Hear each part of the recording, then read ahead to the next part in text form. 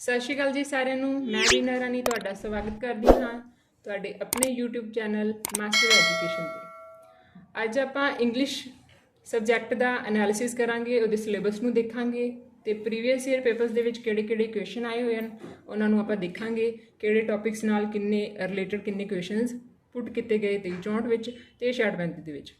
ਚਲੋ ਸਟਾਰਟ ਕਰਦੇ ਹਾਂ। ਫਿਰ ਸਭ ਤੋਂ ਪਹਿਲਾਂ ਆਪਾਂ ਦੇਖਦੇ ਹਾਂ ਕਿ ਆਪਣੇ ਜਿਹੜਾ ਇੰਗਲਿਸ਼ ਦਾ ਸਿਲੇਬਸ ਹੈ ਉਹ ਜਿਹੜਾ ਗਿਵਨ ਹੈਗਾ ਉਹਦੇ ਵਿੱਚ ਆਪਾਂ ਨੂੰ 15 ਕੁਐਸਚਨ ਆ ਰਹੇ ਹੈ 15 ਮਾਰਕਸ ਦੇ, ਜਿਹਦੇ ਵਿੱਚ ਪਹਿਲਾ ਟੌਪਿਕ ਹੈਗਾ ਆਪਣਾ ਕੰਪਰੀਹੈਂਸ਼ਨ ਆਫ ਅਨਸੀਨ ਪੈਸੇਜ, ਜਿਹਦੇ ਵਿੱਚ ਆਪਾਂ ਨੂੰ ਇੱਕ ਪੈਰਾਗ੍ਰਾਫ ਆਏਗਾ, ਉਹਦੇ ਵਿੱਚ 5 ਤੋਂ 6 ਕੁਐਸਚਨ ਆ ਰਹੇ ਨੇ ਤਾਂ ਉਹਨੂੰ ਆਪਾਂ ਰੀਡ ਕਰਕੇ ਆਨਸਰ ਦੇ ਸਕਦੇ ਹਾਂ। ਤੇ ਬਹੁਤ ਈਜ਼ੀ ਹੁੰਦਾ ਹੈ, ਸਾਰੇ ਬੱਚੇ ਇਹਦੇ ਵਿੱਚੋਂ 5/5 ਤੇ 4 ਤੋਂ 4 ਕੁਐਸਚਨ ਮਤਲਬ ਕਰੈਕਟ ਕਰ ਹੀ ਲੈਂਦੇ ਆ। ਠੀਕ ਹੈ, ਥੋੜਾ ਜਿਹਾ ਧਿਆਨ ਦੇਣ ਦੀ ਜ਼ਰੂਰਤ ਹੁੰਦੀ ਹੈ, ਉਹ ਆਪਾਂ ਅੱਗੇ ਕੁਐਸਚਨ ਕਰਾਂਗੇ ਜਦੋਂ ਮੈਂ ਤੁਹਾਨੂੰ ਨਾਲ ਟ੍ਰਿਕਸ ਦੱਸਦੀ ਰਹਾਂਗੀ ਕਿ ਕੀ ਗੱਲਾਂ ਤੁਸੀਂ ਧਿਆਨ ਰੱਖਣਾ ਹੈ, ਕਿਵੇਂ ਅਟੈਂਪਟ ਕਰਨਾ ਹੈ ਪੈਰਾਗ੍ਰਾਫ ਨੂੰ। ਸੈਕਿੰਡ ਆਪਾਂ ਨੂੰ ਗਿਵਨ ਹੈ ਗ੍ਰਾਮਰ ਦਾ ਪੋਰਸ਼ਨ। ਗ੍ਰਾਮਰ ਦੇ ਵਿੱਚੋਂ ਕੁਐਸਚਨ ਆ ਰਹੇ ਨੇ ਕਾਫੀ। ਇਹਦੇ ਵਿੱਚ ਆਪਾਂ ਆਰਟੀਕਲ ਕਰਨਾ ਹੈ, preposition, determiners, conjunction, modals, error correction related to the words and sentences, ਮਤਲਬ ਸਪੈਲਿੰਗ ਮਿਸਟੇਕਸ ਵੀ ਹੋ ਸਕਦੀਆਂ ਤੇ ਸੈਂਟੈਂਸ ਦੇ ਵਿੱਚ ਜਿਹੜੀ ਐਰਰ ਹੋ ਸਕਦੀ ਹੈ ਕਿ ਵਰਬ ਨਹੀਂ ਸਹੀ ਲੱਗੀ ਹੋ ਸਕਦੀ ਜਾਂ ਆਰਟੀਕਲ ਦੀ ਕੋਈ ਮਿਸਟੇਕ ਹੋ ਸਕਦੀ ਹੈ, ਤਾਂ ਉਸ ਤਰ੍ਹਾਂ ਦੀ। ਯੂਜ਼ ਆਫ ਸੈਂਟੈਂਸਸ, ਇਹਦੇ 2-3 ਕੁਐਸਚਨ ਪੁੱਛੇ ਜਾ ਚੁੱਕੇ ਆ ਪਿਛਲੇ ਪੇਪਰਾਂ ਦੇ ਵਿੱਚ। Voice, narration, transformation of the sentences and clauses, ਮਤਲਬ ਟਰਾਂਸਲੇਸ਼ਨ ਆ ਰਹੀ ਹੈ ਇਹਦੇ ਵਿੱਚ ਸੈਂਟੈਂਸਸ ਦੇ ਮਤਲਬ ਕਲੋਜ਼ਸ ਦੇ ਵਿੱਚ ਜਿਹੜੀ ਟਰਾਂਸਫਰਮੇਸ਼ਨ ਹੈ ਉਹ ਪੁੱਛੀ ਜਾਏਗੀ। ਥਰਡ ਹੈਗਾ ਵੋਕੈਬਲਰੀ ਦਾ ਪਾਰਟ। ਇਹਦੇ ਵਿੱਚ one word substitution, antonyms, synonyms, idioms and phrases. ਅਜੇ ਤੱਕ ਇਹਦੇ ਵਿੱਚੋਂ ਐਂਟੋਨਿਮ ਦੇ ਕੁਐਸਚਨ ਆ ਚੁੱਕੇ ਆ, ਸਿਨੋਨਿਮਸ ਤੇ ਈਡੀਅਮ ਤੇ। ਵਨ ਵਰਡ ਸਬਸਟੀਟਿਊਸ਼ਨ ਅਜੇ ਤੱਕ ਆਇਆ ਨਹੀਂ ਹੈ ਪਰ ਆਪਾਂ ਕਰਾਂਗੇ ਜ਼ਰੂਰ। ਨੈਕਸਟ ਇਹਦਾ ਫੋਰਥ ਪਾਰਟ ਹੈ ਟਰਾਂਸਲੇਸ਼ਨ, ਪੰਜਾਬੀ ਟੂ ਇੰਗਲਿਸ਼ ਔਰ ਇੰਗਲਿਸ਼ ਟੂ ਪੰਜਾਬੀ। ਸਮਝ ਲੱਗ ਗਈ ਸਾਰਿਆਂ ਨੂੰ। ਹੁਣ ਆਪਾਂ ਦੇਖਾਂਗੇ ਕਿ ਇਹਦੇ ਜਿਹੜੇ 23-64 ਤੇ 66-35 ਦੇ ਵਿੱਚ ਪੈਟਰਨ ਕਿਸ ਤਰ੍ਹਾਂ ਦਾ ਰਿਹਾ, ਕਿਹੜੇ ਟੌਪਿਕ ਦੇ ਵਿੱਚ ਕਿੰਨੇ ਕੁਐਸਚਨ ਦੇਖੇ ਗਏ।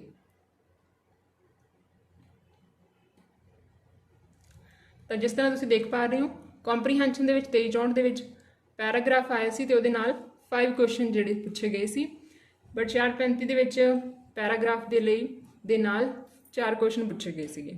ਠੀਕ ਸੀ, ਪੈਰਾਗ੍ਰਾਫ ਈਜ਼ੀ ਸੀ ਦੋਨਾਂ ਹੀ ਪੇਪਰਾਂ ਦੇ ਵਿੱਚ, ਈਜ਼ੀਲੀ ਤੁਸੀਂ ਸਕੋਰ ਕਰ ਸਕਦੇ ਸੀ 5 ਆਊਟ ਆਫ 5 ਤੇ 4 ਆਊਟ ਆਫ 4। ਠੀਕ ਹੈ, ਤਾਂ ਤੁਸੀਂ ਕਹਿ ਸਕਦੇ ਹੋ ਕਿ ਜਿਹੜਾ ਤੁਹਾਡਾ 59-94 ਦੇ ਵਿੱਚ ਪੈਰਾਗ੍ਰਾਫ ਤਾਂ ਆਉਣ ਵਾਲਾ ਹੀ ਆ, ਘੱਟੋ ਘੱਟ 4 ਨੰਬਰ ਦਾ ਆਏਗਾ, ਵੱਧ ਤੋਂ ਵੱਧ 5 ਮਾਰਕਸ ਦਾ ਵੀ ਇਹਦੇ ਵਿੱਚ ਆ ਸਕਦਾ ਹੈ। ਪ੍ਰੈਪੋਜੀਸ਼ਨ ਦੋਨਾਂ ਹੀ ਪੇਪਰਾਂ ਦੇ ਵਿੱਚ 1-1 ਮਾਰਕਸ ਦੀ ਪੁੱਛੀ ਜਾ ਰਹੀ ਹੈ, ਤਾਂ ਪ੍ਰੈਪੋਜੀਸ਼ਨ ਵੀ ਪੱਕਾ ਹੈ। ਇਸ ਟੌਪਿਕ ਨੂੰ ਵੀ ਆਪਾਂ ਚੰਗੀ ਤਰ੍ਹਾਂ ਪ੍ਰਿਪੇਅਰ ਕਰਨਾ ਹੈ। ਆਰਟੀਕਲ 23-64 ਵਿੱਚ ਕੁਐਸਚਨ ਆਇਆ ਸੀ ਬਟ 66-35 ਦੇ ਵਿੱਚ ਕੋਈ ਕੁਐਸਚਨ ਨਹੀਂ ਆਇਆ। ਕੰਜੰਕਸ਼ਨ ਦਾ 1 ਕੁਐਸਚਨ 23-64 ਵਿੱਚ ਤੇ 66-35 ਵਿੱਚ 2 ਕੁਐਸਚਨ ਪੁੱਛੇ ਗਏ ਸੀਗੇ। ਈਜ਼ੀ ਸੀ, ਠੀਕ ਚੱਲ ਰਿਹਾ ਲੈਵਲ ਹਜੇ ਤੱਕ। ਟੈਂਸ ਦੇ 23-64 ਵਿੱਚ 1 ਕੁਐਸਚਨ ਪੁੱਛਿਆ ਗਿਆ ਕਿ ਟੈਂਸ ਦੀ ਫਿਲਿੰਗ ਦਾ ਬਲੈਂਕ ਤੁਸੀਂ ਫਿਲ ਕਰਨੀ ਸੀ ਅਕੋਰਡਿੰਗ ਟੂ ਦਾ ਸੈਂਟੈਂਸ ਨੂੰ ਦੇਖ ਕੇ ਕਿ ਕਿਹੜਾ ਸੈਂਟੈਂਸ ਦਾ ਜਿਹੜਾ ਤੁਸੀਂ ਲਗਾ ਕੇ ਉਹਨੂੰ ਫਿਲ ਕਰੋਗੇ ਬਲੈਂਕ ਨੂੰ। 66-35 ਦੇ ਵਿੱਚ ਇਹਦੇ ਨਾਲ 2 ਕੁਐਸਚਨ ਬਣ ਰਹੇ। ਹੁਣ ਤੁਸੀਂ ਦੇਖ ਰਹੇ ਹੋ ਜਿਹੜੇ ਇੱਧਰੋਂ 1-1 ਕੁਐਸਚਨ ਆ ਰਿਹਾ ਉਹ ਡਬਲਿੰਗ ਹੋ ਗਈ ਸੀ। 66-35 ਦੇ ਵਿੱਚ ਉਹਨਾਂ ਹੀ ਟੌਪਿਕਸ ਦੇ ਵਿੱਚੋਂ 2-2 ਕੁਐਸਚਨ ਆ ਰਹੇ ਸੀ। ਵੌਇਸ 23-64 ਵਿੱਚ 1 ਵੌਇਸ ਦਾ ਕੁਐਸਚਨ ਸੀਗਾ ਤੇ 66-35 ਵਿੱਚ ਉਹਦੇ 2 ਕੁਐਸਚਨ ਆ ਗਏ। ਇਸੇ ਤਰ੍ਹਾਂ ਐਂਟੋਨਿਮਸ ਦੇ ਪਹਿਲਾਂ 1 ਸੀ, 66-35 'ਚ 2 ਕੁਐਸਚਨ ਪੁੱਛੇ ਗਏ ਐਂਟੋਨਿਮਸ ਦੇ। ਇਸੇ ਤਰ੍ਹਾਂ ਸਿਨੋਨਿਮਸ 1 ਤੇ 66-35 ਵਿੱਚ 2 ਕੁਐਸਚਨ ਪੁੱਛੇ ਗਏ। ਹੁਣ ਆਪਾਂ ਕਹਿ ਸਕਦੇ ਹਾਂ ਕਿ ਇਹ ਜਿਹੜੇ ਆਪਣੇ ਟੌਪਿਕਸ ਹੈ, ਠੀਕ ਹੈ, ਜਿਨ੍ਹਾਂ ਵਿੱਚੋਂ 66-35 ਵਿੱਚ 2-2 ਮਾਰਕਸ ਦੇ ਆਏ ਆ, ਤਾਂ ਇਹ ਆਪਣੇ ਸਕੋਰਿੰਗ ਹੈ ਮਾਰਕਸ। ਠੀਕ ਹੈ, ਤਾਂ ਇਹਨਾਂ ਟੌਪਿਕਸ ਨੂੰ ਆਪਾਂ ਚੰਗੀ ਤਰ੍ਹਾਂ ਕਵਰ ਕਰਨਾ ਹੈ। ਕੰਜੰਕਸ਼ਨ, ਟੈਂਸ, ਵੌਇਸ, ਐਂਟੋਨਿਮ, ਸਿਨੋਨਿਮਸ। ਠੀਕ ਹੈ, ਇਹ ਵੈਰੀ ਇੰਪੋਰਟੈਂਟ ਹੋ ਜਾਂਦੇ ਆ। ਇੱਕ ਤੁਹਾਡਾ ਕੀ ਹੋ ਗਿਆ ਕੰਪਰੀਹੈਂਸ਼ਨ। ਤਾਂ ਦੇਖੋ ਕਿੰਨੇ ਕੁਐਸਚਨ ਤਾਂ ਇੱਥੋਂ ਹੀ ਬਣ ਗਏ, ਬਾਕੀ ਟੌਪਿਕਸ ਤਾਂ ਹਜੇ ਪਏ ਆ। ਠੀਕ ਹੈ, ਫਿਰ ਦੇਖਦੇ ਹਾਂ ਈਡੀਅਮਸ। ਈਡੀਅਮਸ ਦੇ ਵਿੱਚੋਂ ਤੁਹਾਡਾ 23-64 'ਚ 1 ਪੁੱਛਿਆ ਗਿਆ ਸੀ ਬਟ 66-35 ਦੇ ਵਿੱਚ ਕੋਈ ਕੁਐਸਚਨ ਨਹੀਂ ਆਇਆ ਈਡੀਅਮਸ ਦੇ ਵਿੱਚ। ਤਾਂ ਹੋਪ ਹੈ ਕਿ 59-94 ਦੇ ਵਿੱਚ ਆ ਸਕਦਾ ਹੈ ਕੁਐਸਚਨ, 1 ਕੁਐਸਚਨ ਬਣੇਗਾ ਈਡੀਅਮਸ ਦੇ ਵਿੱਚੋਂ। ਟਰਾਂਸਲੇਸ਼ਨ 23-64 ਵਿੱਚ ਆਈ ਸੀ, 2 ਕੁਐਸਚਨ ਆਏ ਸੀ, ਟਰਾਂਸਲੇਟ ਕਰਨੀ ਸੀ Punjabi to English. Punjabi given ਸੀ, ਤੁਸੀਂ ਉਹਦੇ ਇੰਗਲਿਸ਼ ਦੱਸਣੀ ਸੀਗੀ। ਠੀਕ ਹੈ, ਬਟ 66-35 ਦੇ ਵਿੱਚ ਨਹੀਂ ਆਇਆ ਤਾਂ ਇੱਕ ਕੁਐਸਚਨ ਮੰਨ ਕੇ ਚੱਲ ਸਕਦੇ ਹਾਂ ਕਿ 994 ਦੇ ਵਿੱਚ ਆ ਸਕਦਾ। ਵਨ ਵਰਡ ਸਬਸਟੀਟਿਊਸ਼ਨ ਹਜੇ ਤੱਕ ਨਹੀਂ ਆਇਆ, 6635 ਵਿੱਚ ਵੀ ਨਹੀਂ ਆਇਆ, ਪਰ ਇਹਨੂੰ ਆਪਾਂ ਪ੍ਰਪੇਅਰ ਜ਼ਰੂਰ ਕਰਾਂਗੇ ਕਿਉਂਕਿ ਥੋੜਾ ਥੋੜਾ ਆਪਾਂ ਦੇਖਦੇ ਹਾਂ ਕਿ ਐਗਜ਼ਾਮ ਪੈਟਰਨ ਕੀ ਹੋ ਰਿਹਾ ਹੈ, ਚੇਂਜ ਹੋਇਆ। ਜਿੱਥੇ ਪਹਿਲਾਂ 1 ਮਾਰਕਸ ਦਾ ਰਿਹਾ ਸੀ 2, ਹੁਣ ਕਹਿ ਸਕਦੇ ਹਾਂ ਕਿ ਜਿਨ੍ਹਾਂ ਟੌਪਿਕਸ ਦੇ ਵਿੱਚ ਹੁਣ ਕੁਐਸਚਨ ਨਹੀਂ ਆਏ ਤਾਂ ਉਹਨਾਂ ਐਗਜ਼ਾਮੀਨਰ ਉਹਨਾਂ ਵਿੱਚ ਕੁਐਸਚਨਸ ਪੁੱਟ ਕਰ ਸਕਦਾ ਆਪਣੇ ਤੋਂ। ਠੀਕ ਹੈ, ਹੁਣ ਵੌਇਸ ਦੇ 2, ਇੱਕ ਕੁਐਸਚਨ ਪਹਿਲਾਂ ਆਇਆ ਸੀ, ਫਿਰ 2 ਆਏ। ਠੀਕ ਹੈ, ਨਰੇਸ਼ਨ ਹਜੇ ਤੱਕ ਆਇਆ ਨਹੀਂ, ਤਾਂ ਨਰੇਸ਼ਨ ਵੀ ਬਹੁਤ ਆਪਣਾ ਇੰਪੋਰਟੈਂਟ ਟੌਪਿਕ ਹੋ ਜਾਂਦਾ ਹੈ। ਤਾਂ ਇਹਦੇ ਵਿੱਚੋਂ ਹਜੇ ਤੱਕ ਕੁਐਸਚਨ ਪੁੱਟ ਨਹੀਂ ਹੋਏ ਦੋਨਾਂ ਹੀ ਪੇਪਰਾਂ ਦੇ ਵਿੱਚ, ਪਰ ਪੁੱਟ ਹੋ ਸਕਦਾ ਹੈ। ਇਸ ਟੌਪਿਕ ਨੂੰ ਆਪਾਂ ਅੱਛੀ ਤਰ੍ਹਾਂ ਕਵਰ ਕਰਾਂਗੇ। ਐਰਰ ਕਰੈਕਸ਼ਨ ਦਾ ਵੀ ਹਜੇ ਤੱਕ ਕੋਈ ਕੁਐਸਚਨ ਪੁੱਟ ਨਹੀਂ ਹੋਇਆ, ਉਸ ਦੇ ਅਕੋਰਡਿੰਗ ਆਪਾਂ ਦੇਖ ਲਾਂਗੇ ਕਿ ਕਿਹੜੇ ਟੌਪਿਕ ਆਪਾਂ ਨੂੰ ਜਿਹੜੇ ਹੈ ਉਹ ਵੈਲ ਪ੍ਰਪੇਅਰ ਕਰਨੇ ਆ, ਅਤੇ ਜਿਨ੍ਹਾਂ 'ਚ ਹਜੇ ਤੱਕ ਨਹੀਂ ਪੁੱਛਿਆ ਗਿਆ ਫਿਰ ਉਹਨਾਂ ਵਿੱਚ ਆਪਾਂ ਉਸ ਤਰ੍ਹਾਂ ਦੇ ਕੁਐਸਚਨਸ ਲਗਾ ਕੇ ਦੇਖਾਂਗੇ।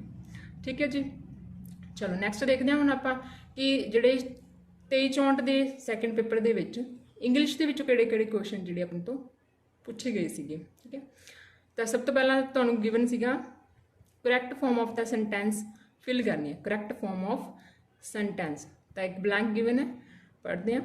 Van Sheela dash Amrita disconnected the phone. ਠੀਕ ਹੈ, ਕਿ ਜਦੋਂ ਸ਼ੀਲਾ ਗੱਲ ਕਰ ਰਹੀ ਸੀ, ਵੈਨ ਸ਼ੀਲਾ ਡੈਸ਼ ਵੀ ਬੋਲ ਰਹੀ ਸੀਗੀ ਫੋਨ ਤੇ, ਤਾਂ ਅੰਮ੍ਰਿਤਾ ਨੇ ਕੀ ਕਰਤਾ, ਫੋਨ ਡਿਸਕਨੈਕਟ ਕਰਤਾ। ਠੀਕ ਹੈ, ਤਾਂ ਆਪਾਂ ਨੂੰ ਵੈਨ ਨੂੰ ਦੇਖ ਕੇ ਪਤਾ ਲੱਗ ਜਾਣਾ ਚਾਹੀਦਾ ਹੈ ਕਿ ਇਹ ਕੀ ਹੈ, ਪਾਸਟ ਦੀ ਗੱਲ ਹੋ ਰਹੀ ਹੈ ਵੀ ਜਦੋਂ ਸ਼ੀਲਾ ਗੱਲ ਕਰ ਰਹੀ ਸੀ। ਠੀਕ ਹੈ, ਤਾਂ ਜਿਹੜੇ ਆ ਸਪੀਕ ਹੈ ਤਾਂ ਬਿਲਕੁਲ ਹੀ ਨਹੀਂ ਆਉਣਾ ਕਿਉਂਕਿ ਪ੍ਰੈਜ਼ੈਂਟ 'ਚ ਆ ਜਾਂਦਾ ਹੈ। ਠੀਕ ਹੈ, ਤਾਂ ਵਾਸ ਦੇ ਨਾਲ ਸਾਨੂੰ ਪਤਾ ਕਿ ING ਆਉਣਾ ਸੀ, ਅਤੇ ਇੱਥੇ ਥਰਡ ਫਾਰਮ ਲੱਗੀ ਹੋਈ ਤਾਂ ਇਹ ਵੀ ਨਹੀਂ ਆਉਣਾ ਸੀਗਾ। ਠੀਕ ਹੈ, ਹੁਣ ਆਪਾਂ ਨੂੰ ਪਤਾ ਪਾਸਟ ਦੇ ਵਿੱਚ ਹੈ ਤਾਂ ਫਿਰ ਕੀ ਆਉਣਾ ਸੀਗਾ, ਹੈਡ ਪਲੱਸ ਸਪੋਕਨ। ਤਾਂ ਬੋਲ ਕੇ ਦੇਖੋ when Sheila had spoken Amrita disconnected the phone, ਇਸ ਕਰਕੇ ਰਾਈਟ ਆਂਸਰ ਕਿਹੜਾ ਹੋ ਜਾਣਾ ਸੀ, ਹੈਡ ਸਪੋਕਨ। ਨੈਕਸਟ ਕੁਐਸਚਨ ਦੇਖਦੇ ਹਾਂ, ਇਹਦੇ ਵਿੱਚ choose the correct option from the options given below. ਤਾਂ ਇਹਦੇ ਵਿੱਚ ਤੁਹਾਨੂੰ ਦੇਖ ਕੇ ਪਤਾ ਲੱਗਣਾ ਸੀ ਕਿ ਇਹਦੇ ਵਿੱਚ ਕੀ ਕਰਨਾ ਹੈਗਾ। ਤਾਂ ਬੇਸਿਕਲੀ ਇੱਕ ਸੈਂਟੈਂਸ ਗਿਵਨ ਹੈ ਅਤੇ ਆਪਾਂ ਉਹਦਾ ਵੌਇਸ ਚੇਂਜ ਕਰਨਾ ਹੈ। ਤਾਂ ਇਹ ਕੁਐਸਚਨ ਜਿਹੜਾ ਸੀ ਇਹ ਤੁਹਾਡੇ ਵੌਇਸ 'ਚੋਂ ਆਇਆ ਸੀਗਾ। ਠੀਕ ਹੈ, ਤਾਂ ਸੈਂਟੈਂਸ ਸੀਗਾ ਦ ਬॉय ਲਾਫਟ ਐਟ ਦਾ ਬੈਗਰ। ਅਤੇ ਜਿਹੜਾ ਬॉय ਸੀਗਾ ਇਹ ਸਾਡੇ ਕੋਲ ਕੀ ਹੈ, ਸਬਜੈਕਟ ਹੈ, ਲਾਫਟ ਵਰਬ ਹੈ, ਅਤੇ ਜਿਹੜਾ ਦਾ ਬੈਗਰ ਹੈ ਇਹ ਸਾਡੇ ਕੋਲ ਆਬਜੈਕਟ ਹੈ। ਅਤੇ ਜਿਹੜਾ ਐਟ ਹੈ ਲਾਫ ਦੇ ਨਾਲ ਹੀ ਇਹਦੀ ਪ੍ਰੈਪੋਜੀਸ਼ਨ ਹੈ, ਤਾਂ ਇਹ ਇਹਦੇ ਨਾਲ ਹੀ ਰਹਿਣਾ ਸੀਗਾ। ਠੀਕ ਹੈ, ਇਹਨੂੰ ਰਿਮੂਵ ਨਹੀਂ ਕਰਨਾ ਸੀਗਾ। ਤਾਂ ਦੇਖੋ ਇਹਦੇ ਵਿੱਚ ਜਿਹੜਾ ਐਟ ਹੈ ਇਹ ਇੱਥੋਂ ਮਿਸਿੰਗ ਹੋ ਗਿਆ, ਇਸ ਕਰਕੇ ਇਹ ਵੈਸੇ ਹੀ ਰੋਂਗ ਹੋ ਗਿਆ। ਕੁਝ ਕਿ ਜਿਹੜੀਆਂ ਪ੍ਰੈਪੋਜੀਸ਼ਨ ਹੁੰਦੀਆਂ ਜਿਹੜੀਆਂ ਵਰਬ ਦੇ ਨਾਲ ਹੀ ਰਹਿੰਦੀਆਂ ਜਦੋਂ ਆਪਾਂ ਵੌਇਸ ਨੂੰ ਚੇਂਜ ਕਰਦੇ ਹਾਂ, ਇਹਦੇ ਵਿੱਚ ਵੀ ਐਟ ਮਿਸਿੰਗ ਸੀਗਾ, ਇਸ ਕਰਕੇ ਇਹ ਆਪਸ਼ਨ ਵੀ ਤੁਹਾਡਾ ਰੋਂਗ ਹੋ ਜਾਣਾ ਸੀ। ਬਾਕੀ ਰਹਿ ਗਏ ਸਾਡੇ ਕੋਲ 2 ਆਪਸ਼ਨਸ। ਤਾਂ ਉਹਦੇ ਵਿੱਚ ਰੂਲ ਦੇ ਅਕੋਰਡਿੰਗ ਦੇਖਣਾ ਸੀ, ਦ ਬੈਗਰ ਸਬਜੈਕਟ ਆਬਜੈਕਟ ਬਣ ਜਾਂਦਾ, ਦ ਬੈਗਰ ਅੱਗੇ ਆ ਜਾਣਾ ਸੀਗਾ। ਠੀਕ ਹੈ, ਦ ਬॉय ਇਹ ਪਿੱਛੇ ਚਲਾ ਜਾਏਗਾ। ਠੀਕ ਹੈ, ਅਤੇ ਹੁਣ ਆਪਾਂ ਨੂੰ ਪਤਾ ਜਦੋਂ ਸੈਕਿੰਡ ਫਾਰਮ ਲੱਗੀ ਹੁੰਦੀ ਹੈ ਵੌਇਸ ਦੇ ਵਿੱਚ ਤਾਂ ਉਹਦੇ ਰੂਲ ਦੇ ਅਕੋਰਡਿੰਗ ਕੀ ਲੱਗਣਾ ਹੁੰਦਾ ਹੈ, ਵਾਜ਼ ਜਾਂ ਵਰ ਪਲੱਸ ਥਰਡ ਫਾਰਮ ਲਗਾਉਣੀ ਹੁੰਦੀ। ਥਰਡ ਫਾਰਮ ਤਾਂ ਲੱਗਣੀ ਹੁੰਦੀ ਹੈ ਵੌਇਸ ਦੇ ਵਿੱਚ। ਅਤੇ ਇਸ ਰੂਲ ਦੇ ਅਕੋਰਡਿੰਗ ਤੁਸੀਂ ਦੇਖਣਾ ਸੀ। ਤਾਂ ਆਪਾਂ ਦੇਖਦੇ ਹਾਂ ਕਿ ਦ ਬੈਗਰ ਸਿੰਗਲ ਹੈ ਤਾਂ ਵਾਜ਼, ਲਾਫਡ ਐਟ ਪੂਰਾ, ਦੈਨ ਬਾਏ ਦਾ ਬॉय। ਫਿਰ ਇਹ ਵਾਲੀ ਜਿਹੜੀ ਆਪਸ਼ਨ ਹੈ ਸਹੀ ਹੋ ਜਾਣੀ ਸੀ। ਇੱਥੇ ਜਿਹੜਾ ਬੀਇੰਗ ਹੈ ਇਸ ਕਰਕੇ ਇਹ ਬੀਇੰਗ ਨਹੀਂ, ਕਿਉਂਕਿ ਸਾਡੇ ਕੋਲ ਇੱਥੇ ਵਰਬ ਦੇ ਨਾਲ ਕੋਈ ING ਹੈ ਨਹੀਂ ਸੀ, ਇਸ ਕਰਕੇ ਇਹ ਵਾਲਾ ਆਪਸ਼ਨ ਰੋਂਗ ਹੋ ਜਾਣਾ ਸੀਗਾ। ਠੀਕ ਹੈ ਜੀ, ਚਲੋ ਨੈਕਸਟ ਦੇਖਦੇ ਹਾਂ। ਤਾਂ ਇਹ ਵੌਇਸ ਦਾ ਕੁਐਸਚਨ ਸੀਗਾ। ਨੈਕਸਟ ਕੁਐਸਚਨ 'ਚ ਪੁੱਛਿਆ ਗਿਆ ਸੀਗਾ from the option given below choose the correct synonym from the for the word. ਤਾਂ ਗਿਵਨ ਜਿਹੜਾ ਵਰਡ ਹੈ ਉਹਦੇ ਲਈ ਸਿਨੋਨਿਮ ਚੈੱਕ ਕਰਨਾ ਸੀ। ਵਰਡ ਹੈਗਾ ਜੀ ਮਾਸਿਵ। ਮਾਸਿਵ ਵਰਡ ਦਾ ਮੀਨਿੰਗ ਅਗਰ ਤੁਹਾਨੂੰ ਕਲੀਅਰ ਹੁੰਦਾ ਕਿ ਮਾਸਿਵ ਦਾ ਮਤਲਬ ਕੀ ਹੁੰਦਾ ਤਾਂ ਫਿਰ ਤੁਸੀਂ ਇਹਨਾਂ ਚਾਰੇ ਆਪਸ਼ਨਾਂ ਦੇ ਵਿੱਚੋਂ ਸਹੀ ਆਨਸਰ ਜਿਹੜਾ ਹੈਗਾ ਉਹ ਕਰ ਸਕਦੇ ਹੋ। ਤਾਂ ਆਪਸ਼ਨਸ ਗਿਵਨ ਸੀ ਸਟਰੋਂਗ, ਲਿਟਲ, ਹਿਊਜ, ਗੈਪਿੰਗ। ਤਾਂ ਮਾਸਿਵ ਦਾ ਅਗਰ ਤੁਸੀਂ ਮੀਨਿੰਗ ਕੱਢੋਗੇ ਤਾਂ ਬਸ ਮਾਸਿਵ ਦਾ ਮਤਲਬ ਹੁੰਦਾ ਬਿਗ। ਠੀਕ ਹੈ, ਜਾਂ ਕਹਿ ਸਕਦੇ ਹੋ ਤੁਸੀਂ ਲਾਰਜ, ਜਿਹੜਾ ਵੱਡਾ ਹੋਵੇ। ਤਾਂ ਉਹਦੇ ਅਕੋਰਡਿੰਗ ਉਹਦਾ ਆਨਸਰ ਬਣਨਾ ਸੀਗਾ ਹਿਊਜ। ਹਿਊਜ ਦਾ ਮਤਲਬ ਕੀ ਹੁੰਦਾ, ਵੱਡਾ। ਠੀਕ ਹੈ, ਤਾਂ ਇਹਨੂੰ ਆਪਾਂ ਕੁਝ ਟ੍ਰਿਕਸ ਨਾਲ ਆਪਾਂ ਵਰਡਸ ਨੂੰ ਲਰਨ ਕਰਾਂਗੇ। ਜਿਵੇਂ ਮਾਸ, ਜੇ ਆਪਾਂ ਮਾਸ ਵਰਡ ਨੂੰ ਦੇਖਦੇ ਹਾਂ, ਮੈਂ ਕਿਸ ਤਰ੍ਹਾਂ ਯਾਦ ਰੱਖਿਆ ਸੀ ਵੀ ਜਿਵੇਂ ਮਾਸ ਹੈ ਤਾਂ ਆਪਾਂ ਦੇਖੋ ਮਾਸ ਵਰਡ ਜਿਹੜਾ ਕਾਫੀ ਸਾਰਾ ਮਤਲਬ ਆਪਾਂ ਨੂੰ ਲੱਗਾ ਵੱਡੀ ਸਾਰੀ ਚੀਜ਼ ਹੈ ਕੋਈ। ਠੀਕ ਹੈ, ਜਿਹਦਾ ਮਾਸ ਜ਼ਿਆਦਾ ਹੈਗਾ ਤਾਂ ਫਿਰ ਉਹ ਕੀ ਹੋਊਗੀ, ਵੱਡੀ ਹੋਊਗੀ ਚੀਜ਼, ਬਿਗ ਹੋਏਗੀ, ਲਾਰਜ ਹੋਏਗੀ। ਤਾਂ ਫਿਰ ਉਹਦੇ ਅਕੋਰਡਿੰਗ ਆਪਾਂ ਕੀ ਕਵਾਂਗੇ, huge is the right answer. Synonym ਦਾ ਫਿਰ ਮਤਲਬ ਹੋ ਗਿਆ ਵੀ ਉਹਦੇ ਵਰਗਾ ਹੀ ਜਿਹੜਾ ਮੀਨਿੰਗ ਫੁੱਲ ਵਰਡ ਹੈਗਾ, ਸੇਮ ਮੀਨਿੰਗ ਵਾਲਾ, ਉਹ ਦੱਸਣਾ ਸੀਗਾ ਆਪਾਂ। ਨੈਕਸਟ ਦੇਖਦੇ ਹਾਂ। ਨੈਕਸਟ ਕੁਐਸਚਨ ਪੁੱਛਿਆ ਗਿਆ ਇੱਕ ਕੁਐਸਚਨ ਅੰਟੋਨਿਮ ਦਾ 2364 ਵਿੱਚ ਦੱਸਣਾ ਸੀਗਾ ਕਿ ਜਿਹੜਾ ਮਿਲਟਰੀ ਵਰਡ ਹੈ ਇਸ ਦਾ ਅੰਟੋਨਿਮ ਕੀ ਹੈ। ਤਾਂ ਮਿਲਟਰੀ ਵਰਡ ਦਾ ਮਤਲਬ ਹੁੰਦਾ ਹੈ ਰਿਲੇਟਡ ਟੂ ਆਰਮੀ, ਠੀਕ ਹੈ। ਮਿਲਟਰੀ ਵਰਡ ਹੁੰਦੇ ਜਿਹੜੇ ਪਰਸਨਸ ਰਿਲੇਟਡ ਟੂ ਆਰਮੀ, ਉਹ ਅਸੀਂ ਮਿਲਟਰੀ ਬੋਲ ਦਿੰਦੇ ਹਾਂ, ਠੀਕ ਹੈ। ਤੇ ਅਕੋਰਡਿੰਗ ਟੂ ਉਹਦੇ ਚੈੱਕ ਕਰਨਾ ਸੀ ਵੀ ਇਹਦਾ ਵਿਰੋਧੀ ਸ਼ਬਦ ਕੀ ਬਣੂਗਾ, ਠੀਕ ਹੈ। ਸਿਵਿਲਟਰੀ, ਕੂਪ, ਸਿਵਲ, ਮਿਲੀਟੈਂਟ। ਤਾਂ ਇਹਦਾ ਆਨਸਰ ਸੀਗਾ ਸਿਵਲ, ਠੀਕ ਹੈ। ਸਿਵਲ ਉਹ ਪਰਸਨਸ ਹੁੰਦੇ ਆ ਜਿਹੜੇ ਕਿਸੇ ਕੰਟਰੀ ਦੇ ਵਿੱਚ ਰਹਿ ਰਹੇ ਹੁੰਦੇ ਆ, ਸਿਟੀਜ਼ਨਸ ਹੁੰਦੇ ਆ ਉੱਥੋਂ ਦੇ, ਤੇ ਫਿਰ ਉਹ ਮਿਲਟਰੀ ਤਾਂ ਨਹੀਂ ਹੋਏ ਨਾ, ਉਸਦੇ ਓਪੋਜ਼ਿਟ ਹੋਊਗੀ ਕਿ ਮਿਲਟਰੀ ਜਿਹੜੀ ਦੇਸ਼ ਦੀ ਸਿਕਿਉਰਿਟੀ ਲਈ ਹੈ ਤੇ ਸਿਵਲ ਹੋ ਗਏ ਜਿਹੜੇ ਆਮ ਲੋਕ ਹੈਗੇ ਆ, ਕਾਮਨ ਪੀਪਲ ਹੈਗੇ ਆ। ਤਾਂ ਫਿਰ ਇਹਦਾ ਐਂਟੋਨਿਮ, ਇਹਦਾ ਵਿਰੋਧੀ ਸ਼ਬਦ ਹੋ ਜਾਣਾ ਸੀ ਸਿਵਲ। ਨੈਕਸਟ ਕੁਐਸਚਨ ਆਇਆ ਸੀ ਈਡੀਅਮ ਦਾ। ਈਡੀਅਮ ਪੁੱਛਿਆ ਗਿਆ ਸੀ ਕਿ ਇਸ ਦਾ ਮੀਨਿੰਗ ਕੀ ਹੈ, ਈਡੀਅਮ ਦਾ ਕਰੈਕਟ ਮੀਨਿੰਗ ਦੱਸਣਾ ਸੀ ਆਪਾਂ, ਠੀਕ ਹੈ। ਤਾਂ ਈਡੀਅਮ ਸੀਗਾ ਟੂ ਕਰਾਈ ਵੁਲਫ। ਕਰਾਈ ਵੁਲਫ ਮਤਲਬ ਇੱਕ ਵੁਲਫ ਜਿਹੜਾ ਹੈਗਾ ਉਹ ਕਰਾਈ ਕਰ ਰਿਹਾ, ਤਾਂ ਉਹਦਾ ਮਤਲਬ ਕੀ ਸੀਗਾ। ਮਤਲਬ ਆਪਾਂ ਦੇਖਦੇ ਹਾਂ ਨਾ ਕਿ ਜਿਵੇਂ ਅਖਾਣ ਹੁੰਦੇ ਆ ਤਾਂ ਉਹਨਾਂ ਦਾ ਮੀਨਿੰਗ ਕੁਝ ਹੋਰ ਹੁੰਦਾ, ਮੁਹਾਵਰੇ ਦਾ ਮੀਨਿੰਗ ਕੁਝ ਹੁੰਦਾ। ਤਾਂ ਈਡੀਅਮਸ ਦਾ ਮਤਲਬ ਇੰਗਲਿਸ਼ ਦੇ ਜਿਹੜਾ ਮੀਡੀਅਮ ਦਾ ਮਤਲਬ ਹੁੰਦਾ ਵੀ ਆਪਾਂ ਜਿਹੜੇ ਪੰਜਾਬੀ 'ਚ ਮੁਹਾਵਰੇ ਕਰਦੇ ਉਸੇ ਤਰ੍ਹਾਂ। ਤਾਂ ਉਹਦਾ ਮੀਨਿੰਗ ਦੱਸਣਾ ਸੀ ਕੀ ਸੀ। To refer to emphasize, to have no result, to give false alarm. ਤਾਂ ਆਪਾਂ ਇਹ ਜੇ ਸਟੋਰੀ ਵੀ ਸੁਣੀ ਹੋਈ, ਜੇ ਥੋੜ੍ਹਾ ਰਿਲੇਟ ਕਰਕੇ ਆਪਾਂ ਪੜ੍ਹਿਆ ਹੋਏਗਾ ਕਿ ਜਿਹੜਾ ਉਹ ਭੇੜੀਏ ਵਾਲੀ ਸਟੋਰੀ ਹੈਗੀ ਹੈ ਕਿ ਉਹ ਰੋਜ਼ ਵੈਸੇ ਝੂਠ ਬੋਲ ਦਿੰਦਾ ਸੀਗਾ ਕਿ ਵੁਲਫ ਆ ਗਏ, ਹੈ ਨਾ। ਤਾਂ ਉਹਦੇ ਨਾਲ ਕੀ ਹੈ, ਉਹ ਰੋਜ਼ ਫਾਲਸ ਇਨਫੋਰਮੇਸ਼ਨ ਦਿੰਦਾ ਸੀ, ਅਤੇ ਫਿਰ ਇੱਕ ਦਿਨ ਉਹ ਸੱਚੀ ਆ ਜਾਂਦਾ ਹੈ ਨਾ। ਤਾਂ ਉਹਦੇ ਨਾਲ ਆਪਾਂ ਰਿਲੇਟ ਕਰਕੇ ਪੜ੍ਹਿਆ ਹੁੰਦਾ ਤਾਂ ਆਪਾਂ ਨੂੰ ਪਤਾ ਲੱਗ ਜਾਂਦਾ ਕਿ ਟੂ ਗਿਵ ਫਾਲਸ ਅਲਾਰਮ, ਠੀਕ ਹੈ। ਐਵੇਂ ਵੀ ਯਾਦ ਰੱਖਿਆ ਸਕਦਾ ਕਿ ਜਿਹੜਾ ਵੁਲਫ ਹੈ ਉਹ ਜਾਣਬੁੱਝ ਕੇ ਕਰਾਈ ਕਰ ਦਿੰਦਾ ਤਾਂ ਕਿ ਕੋਈ ਹੈ ਨਾ ਬਾਹਰ ਆ ਕੇ ਦੇਖੇ ਅਤੇ ਫਿਰ ਮੈਂ ਉਹਨੂੰ ਖਾ ਲਾਂ। ਇਸ ਤਰ੍ਹਾਂ ਮਤਲਬ ਆਪਾਂ ਕੋਈ ਸਟੋਰੀਜ਼ ਬਣਾ ਕੇ ਇਹਨਾਂ ਨੂੰ ਯਾਦ ਕਰਾਂਗੇ ਜਦੋਂ ਆਪਾਂ ਇਹਦੀ ਪ੍ਰੈਪਰੇਸ਼ਨ ਕਰਾਂਗੇ। ਇੱਕ ਵਾਰ ਤੁਸੀਂ ਮਤਲਬ ਆਈਡੀਆ ਲੈ ਸਕਦੇ ਹੋ ਕਿਸ ਤਰ੍ਹਾਂ ਦੇ ਕੁਐਸਚਨ ਆਉਂਦੇ ਅਤੇ ਅਸੀਂ ਉਹਨੂੰ ਕਿਸ ਤਰ੍ਹਾਂ ਰਿਲੇਟ ਕਰਕੇ ਯਾਦ ਕਿਵੇਂ ਰੱਖਣਾ, ਕਿਵੇਂ ਰਿਲੇਟ ਕਰ ਸਕਦੇ ਹਾਂ ਅਸੀਂ ਕੁਐਸਚਨ ਨਾਲ। ਦੇਖਦੇ ਹਾਂ ਜੀ ਨੈਕਸਟ ਕੁਐਸਚਨ। ਇਹਦੇ ਵਿੱਚ ਹੈ from the options given below choose the correctly translated sentence. ਅਤੇ ਟਰਾਂਸਲੇਸ਼ਨ ਆ ਗਈ ਗਿਵਨ ਸੀ ਆਪਾਂ ਨੂੰ ਪੰਜਾਬੀ 'ਚ, ਇਹਦਾ ਇੰਗਲਿਸ਼ ਦੇ ਵਿੱਚ ਦੱਸਣਾ ਸੀ ਕਿ ਕਰੈਕਟ ਟਰਾਂਸਲੇਸ਼ਨ ਕਿਹੜੀ ਹੈ। ਹਰੇਕ ਵਿਅਕਤੀ ਨੂੰ ਵਿੱਦਿਆ ਹਾਸਲ ਕਰਨ ਦਾ ਹੱਕ ਹੈ। ਹੱਕ ਹੈ ਮਤਲਬ ਤਾਂ ਸ਼ੋਰਟੀ ਹੈ ਵੀ ਹਾਂ ਕਰ ਸਕਦੇ ਹਾਂ, ਆਪਾਂ ਨੂੰ ਆਪਣਾ ਹੱਕ ਹੈ।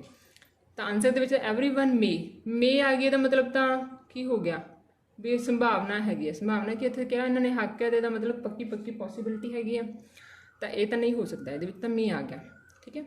Everyone has the right to education, ਹਾਂ ਇਹ ਹੋ ਸਕਦਾ। ਵੀ ਸ਼ੁੱਡ ਐਜੂਕੇਟ ਐਵਰੀਵਨ, ਕਹਿੰਦੇ ਸਾਨੂੰ ਸਾਰਿਆਂ ਨੂੰ ਐਜੂਕੇਟ ਕਰਨਾ ਚਾਹੀਦਾ। ਸ਼ੁੱਡ ਇਹ ਚਾਹੀਦਾ ਤਾਂ ਕੁਝ ਲਿਖਿਆ ਨਹੀਂ ਹੋਇਆ ਆਪਣੇ ਸੈਂਟੈਂਸ ਦੇ ਵਿੱਚ, ਤਾਂ ਇਹ ਵੀ ਕੀ ਹੈ ਰੋਂਗ ਹੈ। ਐਵਰੀਵਨ ਕੈਨ ਲਰਨ, ਹਰ ਕੋਈ ਸਿੱਖ ਸਕਦਾ, ਪਰ ਇੱਥੇ ਤਾਂ ਆਪਾਂ ਵਿੱਦਿਆ ਦੀ ਗੱਲ ਕਰ ਰਹੇ ਹਾਂ ਨਾ, ਸਟੱਡੀ ਦੀ ਗੱਲ ਹੋ ਰਹੀ ਹੈ। ਵਿੱਦਿਆ ਹਾਸਲ ਕਰ ਸਕਦੇ ਹਾਂ ਅਤੇ ਲਰਨ ਤਾਂ ਆਪਾਂ ਕੁਝ ਵੀ ਕਰ ਸਕਦੇ ਹਾਂ, ਕੋਈ ਕੰਮ ਵੀ ਲਰਨ ਕਰ ਸਕਦੇ ਹਾਂ। ਇਸ ਕਰਕੇ ਇਹ ਵੀ ਆਪਸ਼ਨ ਨਹੀਂ ਹੋਏਗਾ। ਤਾਂ ਫਿਰ ਬੱਚੇ ਆਪਣਾ ਇੱਕ answer everyone has the right to education. Right ਦਾ ਮਤਲਬ ਸਾਨੂੰ ਹੱਕ ਹੈ ਐਜੂਕੇਸ਼ਨ ਪ੍ਰਾਪਤ ਕਰਨ ਦਾ, ਤਾਂ ਫਿਰ ਇਹ ਰਾਈਟ ਆਨਸਰ ਹੋ ਜਾਣਾ ਸੀ। ਨੈਕਸਟ ਦੇਖਦੇ ਹਾਂ। ਨੈਕਸਟ ਵੀ ਟਰਾਂਸਲੇਸ਼ਨ ਸੀ, ਦੇਖਦੇ ਹਾਂ ਪਹਿਲਾਂ ਪੜ੍ਹ ਕੇ। ਹਰ ਇੱਕ ਵਿਅਕਤੀ ਨੂੰ ਆਪਣੇ ਭਾਈਚਾਰੇ ਦੀ ਸੱਭਿਆਚਾਰਿਕ ਜ਼ਿੰਦਗੀ ਵਿੱਚ ਖੁੱਲ੍ਹ ਕੇ ਭਾਗ ਲੈਣ ਦਾ ਹੱਕ ਹੈ। ਦੇਖੋ ਇਹਦੇ ਵਿੱਚ ਵੀ ਹੱਕ ਦੀ ਗੱਲ ਕੀਤੀ ਗਈ ਹੈ ਨਾ। ਤਾਂ ਹਰ ਇੱਕ ਵਿਅਕਤੀ ਨੂੰ, ਤਾਂ ਇਹਦੇ ਵਿੱਚ ਆਪਸ਼ਨ ਆਪਾਂ ਨੂੰ ਉਸੇ ਤਰ੍ਹਾਂ 3 ਆਪਸ਼ਨ ਦਿੱਤੀ, ਇੱਕ ਨਨ ਆਫ ਅਬਵ ਹੈ। ਪੜ੍ਹ ਕੇ ਦੇਖਦੇ ਹਾਂ ਕੀ ਐਰਰ ਹੈ, ਕਿਵੇਂ ਮਤਲਬ ਜਿਹੜੇ ਆਪਸ਼ਨਸ ਨੂੰ ਐਲੀਮੀਨੇਟ ਕਿਸ ਤਰ੍ਹਾਂ ਕਰਨਾ ਹੈ। ਤਾਂ ਦੇਖੋ ਇਹਨੂੰ ਪੜ੍ਹੋਗੇ ਤਾਂ ਐਵਰੀਵਨ ਸ਼ੁੱਡ ਨਾਟ, ਅਤੇ ਇਹਦੇ ਵਿੱਚ ਨਾਟ ਆ ਗਿਆ। ਤਾਂ ਦੇਖੋ ਆਪਣੇ ਸੈਂਟੈਂਸ ਦੇ ਵਿੱਚ ਕਿੱਥੇ ਨਾਟ ਤਾਂ ਪੁੱਛਿਆ ਨਹੀਂ ਗਿਆ, ਸਾਡਾ ਜਿਹੜਾ ਸੈਂਟੈਂਸ ਆ ਉਹ ਹਾਂ ਵਾਚਕ ਹੈ, ਠੀਕ ਹੈ। ਤਾਂ ਇਹਨੂੰ ਫਿਰ ਤੁਸੀਂ ਕੀ ਹੈ ਪਹਿਲਾਂ ਹੀ ਕ੍ਰੋਸ ਕਰ ਦੇਣਾ ਕਿ ਇਹ ਤਾਂ ਆਨਸਰ ਸਾਡਾ ਹੋ ਹੀ ਨਹੀਂ ਸਕਦਾ। ਸੈਕਿੰਡ ਆਪਸ਼ਨ ਦੇਖੋਗੇ ਐਵਰੀਵਨ ਡਜ਼ ਨਾਟ, ਤਾਂ ਦੇਖੋ ਇਹਦੇ ਵਿੱਚ ਵੀ ਨਾਟ ਆ ਗਿਆ, ਨਾਟ ਹੈਵ ਦ ਰਾਈਟ, ਪਰ ਅਸੀਂ ਤਾਂ ਭਾਗ ਲੈਣ ਦਾ ਹੱਕ ਕਿਹਾ ਗਿਆ ਵੀ ਹਾਂ ਲੈ ਸਕਦੇ ਹਾਂ, ਤਾਂ ਇਹ ਵੀ ਫਿਰ ਰੋਂਗ ਹੋ ਗਿਆ, ਨਾਟ ਵਾਲਾ। ਥਰਡ ਆਪਸ਼ਨ ਪੜ੍ਹੋਗੇ everyone has the right to freely participate in the cultural life of the community. Community ਹੋ ਗਈ ਮਤਲਬ ਆਪਦੀ ਭਾਈਚਾਰਕ ਸੱਭਿਆਚਾਰਕ ਜ਼ਿੰਦਗੀ ਦੇ ਵਿੱਚ, ਠੀਕ ਹੈ। ਕਲਚਰਲ ਹੋ ਗਿਆ ਤੁਹਾਡਾ ਸੱਭਿਆਚਾਰਿਕ ਲਾਈਫ, ਜ਼ਿੰਦਗੀ, ਕਮਿਊਨਿਟੀ ਮਤਲਬ ਆਪਣੇ ਸਮਾਜ ਭਾਈਚਾਰੇ ਦੇ ਵਿੱਚ। ਤਾਂ ਫਿਰ ਇਹ ਬਿਲਕੁਲ ਤੁਹਾਡਾ ਰਾਈਟ ਆਨਸਰ ਸੀ ਕਿ ਹਰ ਇੱਕ ਕੋਲ ਆਪਦਾ ਰਾਈਟ ਹੈਗਾ ਉਹ ਫਰੀਲੀ ਪਾਰਟੀਸਪੇਟ ਕਰ ਸਕਦਾ, ਖੁੱਲ੍ਹ ਕੇ। ਫਰੀ ਦਾ ਮਤਲਬ ਖੁੱਲ੍ਹ ਕੇ ਪਾਰਟੀਸਪੇਟ ਕਰ ਸਕਦਾ, ਇਹ ਤੁਹਾਡਾ ਰਾਈਟ ਆਨਸਰ ਹੋ ਗਿਆ ਸੀ। ਉਸ ਤੋਂ ਬਾਅਦ ਅਨਸੀਨ ਪੈਸੇਜ ਆਇਆ ਕੰਪਰੀਹੈਂਸ਼ਨ। ਤਾਂ ਇਹਦੇ ਵਿੱਚ ਮੈਂ ਤੁਹਾਨੂੰ ਥੋੜ੍ਹਾ ਪੜ੍ਹ ਕੇ ਦੱਸ ਦਿੰਦੀ ਹਾਂ ਕਿ ਤੁਸੀਂ ਪੈਰਾਗ੍ਰਾਫ ਨੂੰ ਕਿਸ ਤਰ੍ਹਾਂ ਕਰਨਾ ਹੈਗਾ, ਅਟੈਂਪਟ ਕਿਵੇਂ ਕਰਨਾ ਹੈਗਾ। ਤਾਂ ਦੇਖੋ ਪੜ੍ਹਦੇ ਹਾਂ ਕਿ there are 3 main groups of oils. ਸਾਡੇ ਕੋਲ ਕੀ ਹੈ 3 ਮੇਨ ਗਰੁੱਪਸ ਹੈ। ਤਾਂ ਜਿਹੜੇ ਤੁਹਾਨੂੰ ਨਾ ਕੀਵਰਡਸ ਲੱਗਣ ਪੈਰਾਗ੍ਰਾਫ ਕਰਨ ਦਾ ਜਿਹੜਾ ਮੈਥਡ ਹੈ ਉਹ ਇਹ ਹੁੰਦਾ ਕਿ ਜਿਹੜੇ ਕੀਵਰਡਸ ਹਨ ਉਹ ਤੁਸੀਂ ਅੰਡਰਲਾਈਨ ਕਰਦੇ ਜਾਣਾ ਪੈਨ ਪੈਨਸਿਲ ਨਾਲ ਆਪਦੇ, ਠੀਕ ਹੈ। ਤਾਂ ਆਪਾਂ ਨੂੰ ਜਿਹੜੇ ਮੇਨ ਸੋਰਸਿਸ ਹੈਗੇ ਆ, ਜਿਹੜੇ ਗਰੁੱਪਸ ਹੈਗੇ ਆਇਲ ਦੇ, ਉਹ ਕਿੱਥੋਂ ਮਿਲ ਸਕਦੇ ਆ? Animal, vegetables and minerals. ਫਿਰ ਦੱਸਿਆ great quantity of animals oils come from whales, ਪਰ ਉਹ ਕਹਿੰਦੇ ਜਿਹੜਾ ਜ਼ਿਆਦਾਤਰ ਜਿਹੜਾ ਆਇਲ ਹੈ ਉਹ ਕਿੱਥੋਂ ਪ੍ਰਾਪਤ ਹੁੰਦਾ ਹੈ? ਗ੍ਰੇਟ ਕੁਆਂਟਿਟੀ ਦੇ ਵਿੱਚ ਕਿੱਥੋਂ ਮਿਲਦਾ ਹੈ? ਵੇਲਸ ਤੋਂ ਮਿਲਦਾ ਹੈ, ਠੀਕ ਹੈ। ਕ੍ਰੀਏਚਰ ਆਫ ਦ ਸੀ, ਤੇ ਵੇਲ ਕੀ ਹੈ? ਇੱਕ ਸਮੁੰਦਰ ਵਿੱਚ ਰਹਿਣ ਵਾਲਾ ਇੱਕ ਜੀਵ ਹੈ। Which are the greatest of the animal, ਤੇ ਸਭ ਤੋਂ ਵੱਡਾ ਕਹਿੰਦੇ ਐਨੀਮਲ ਹੈ ਇਨ ਦ ਰਿਮੇਨਿੰਗ ਇਨ ਦ ਵਰਲਡ ਹੁਣ ਤੱਕ ਦਾ, ਠੀਕ ਹੈ। To protect the whales from the cold of the Arctic sea, nature has provided them with a thick covering fat. ਤਾਂ ਦੇਖੋ ਆ ਵਿੱਚ ਕੀਵਰਡ ਆਇਆ ਥਿਕ ਕਵਰਿੰਗ ਆਫ ਫੈਟ। ਤਾਂ ਉਹਨਾਂ ਦੇ ਕਹਿੰਦੇ ਸਕਿਨ ਦੇ ਉੱਤੇ ਕੀ ਹੁੰਦੇ, ਇੱਕ ਉਹਨਾਂ ਦੀ ਇੱਕ ਥਿਕ ਕਵਰਿੰਗ ਆਫ ਫੈਟ ਬਣੀ ਹੁੰਦੀ ਜਿਹਨੂੰ ਅਸੀਂ ਬੋਲਦੇ ਹਾਂ ਬਲਬਰ, ਠੀਕ ਹੈ। ਇਹ ਕੀਵਰਡ ਆਇਆ ਵਿੱਚ ਬਲਬਰ। ਤਾਂ ਇਹਦੀ ਬਾਰੇ ਕੁਐਸਚਨ ਪੁੱਛਿਆ ਜਾ ਸਕਦਾ। When the whale is killed, ਜਦੋਂ ਵੇਲ ਮਾਰ ਜਾਂਦੀ ਹੈ, the blubber is stripped off and boiled on, ਤਾਂ ਕਹਿੰਦੇ ਉਹਨੂੰ ਉਬਾਲ ਲਿਆ ਜਾਂਦਾ। It produce a great quantity of oil, ਤਾਂ ਫਿਰ ਉਹਦੇ ਵਿੱਚੋਂ ਕਹਿੰਦੇ ਬਹੁਤ ਜ਼ਿਆਦਾ ਜਿਹੜਾ ਆਇਲ ਹੈਗਾ ਉਹ ਨਿਕਲਦਾ ਹੈ। Which can made into food for human consumption, ਫਿਰ ਕਹਿੰਦੇ ਉਹਨੂੰ ਹਿਊਮਨ ਕੰਜ਼ੰਪਸ਼ਨ ਵਾਸਤੇ ਯੂਜ਼ ਕਰ ਲੈਂਦਾ ਉਸ ਆਇਲ ਨੂੰ, ਵੀ ਹਿਊਮਨ ਆਪਣੇ ਖਾਣ ਫੂਡ ਦੇ ਵਿੱਚ ਯੂਜ਼ ਕਰ ਲੈਂਦੇ ਆ। A few other creatures yield oil but none so much as the whale, ਕਹਿੰਦੇ ਕੁਝ ਹੋਰ ਵੀ ਐਨੀਮਲਸ ਹੈਗੇ ਜਿਹੜੇ ਜਿਨ੍ਹਾਂ ਤੋਂ ਆਪਾਂ ਨੂੰ ਆਇਲ ਪ੍ਰਾਪਤ ਮਿਲ ਸਕਦਾ, ਪਰ ਇੰਨਾ ਨਹੀਂ ਜਿੰਨਾ ਸਾਨੂੰ ਵੇਲ ਤੋਂ ਮਿਲਦਾ ਹੈਗਾ। ਦ ਲੀਵਰਸ ਆਫ ਦ ਕੌਡ ਐਂਡ ਹੈਲੀਬਟ, ਲੀਵਰਸ ਹੁਣ ਕਹਿੰਦੇ ਜਿਹੜੀਆਂ ਦੋ ਫਿਸ਼ਿਸ ਦੀ ਕਾइंड्स ऑफ फिशेस है जिनका नाम है कॉड एंड हेलीबट। ये कहते टू काइंड्स ऑफ फिशेस है जील्ड न्यूरिशिंग ऑयल, इन्हां दे लीवर तो नूरिशिंग ऑयल मिलता है। But cod liver oil and halibut's oil are given to sick children, कहते पर इन्हां दे लीवर तो जिहड़ा आपां नूं ऑयल मिलता वो सिक बच्चों नूं दित्ता जा सकता जिहड़े बीमार होंदे and other invalids who need certain vitamins, ते जिन्हां नूं विटामिन की जरूरत हैगी है। अगे देखते हैं vegetable oils are has been known from very old times, कहते जो वैजीटेबल ऑयल्स है जोड़ा आपानू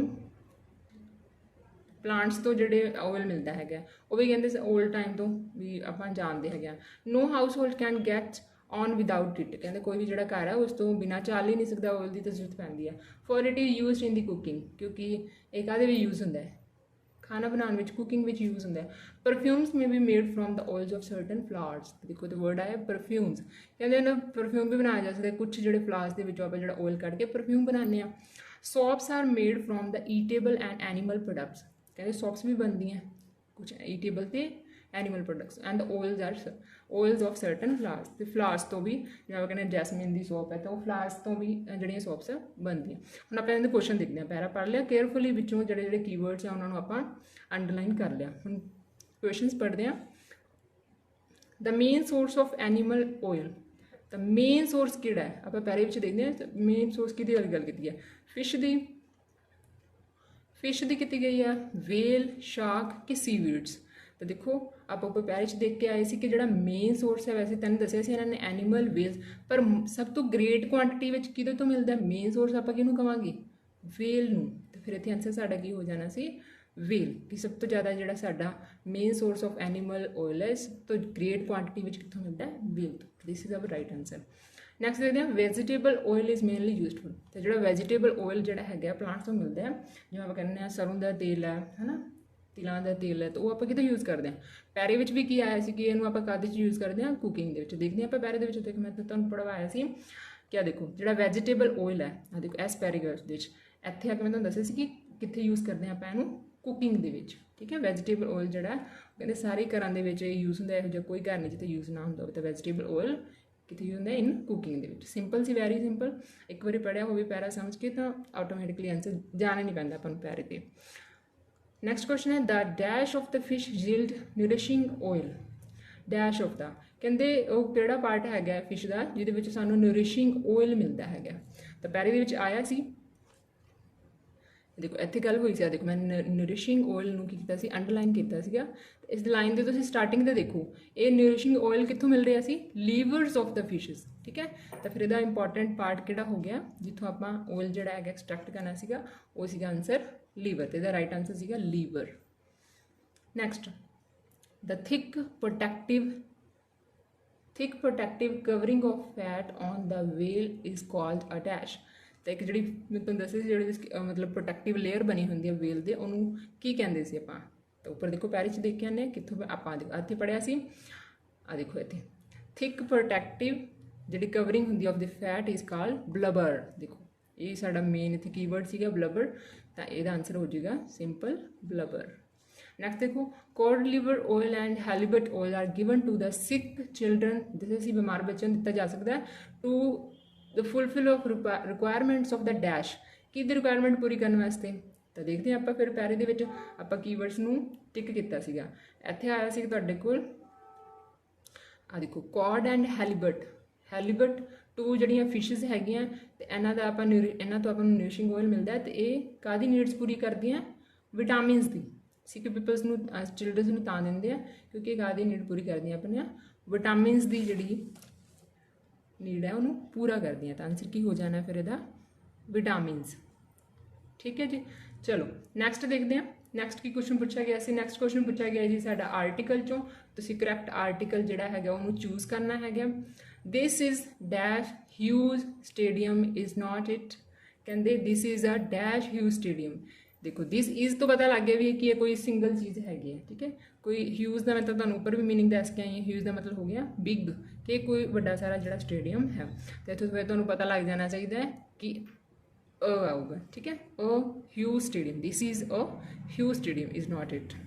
तो इतना राइट आंसर फिर ए हो जाना सी। नैक्सट देखते हैं 14th question, complete the sentence by choosing the correct preposition. इतने पूछी गई है साडे तो प्रैपोजिशन, करैक्ट चूज करना है आप गिवन ऑप्शनस में।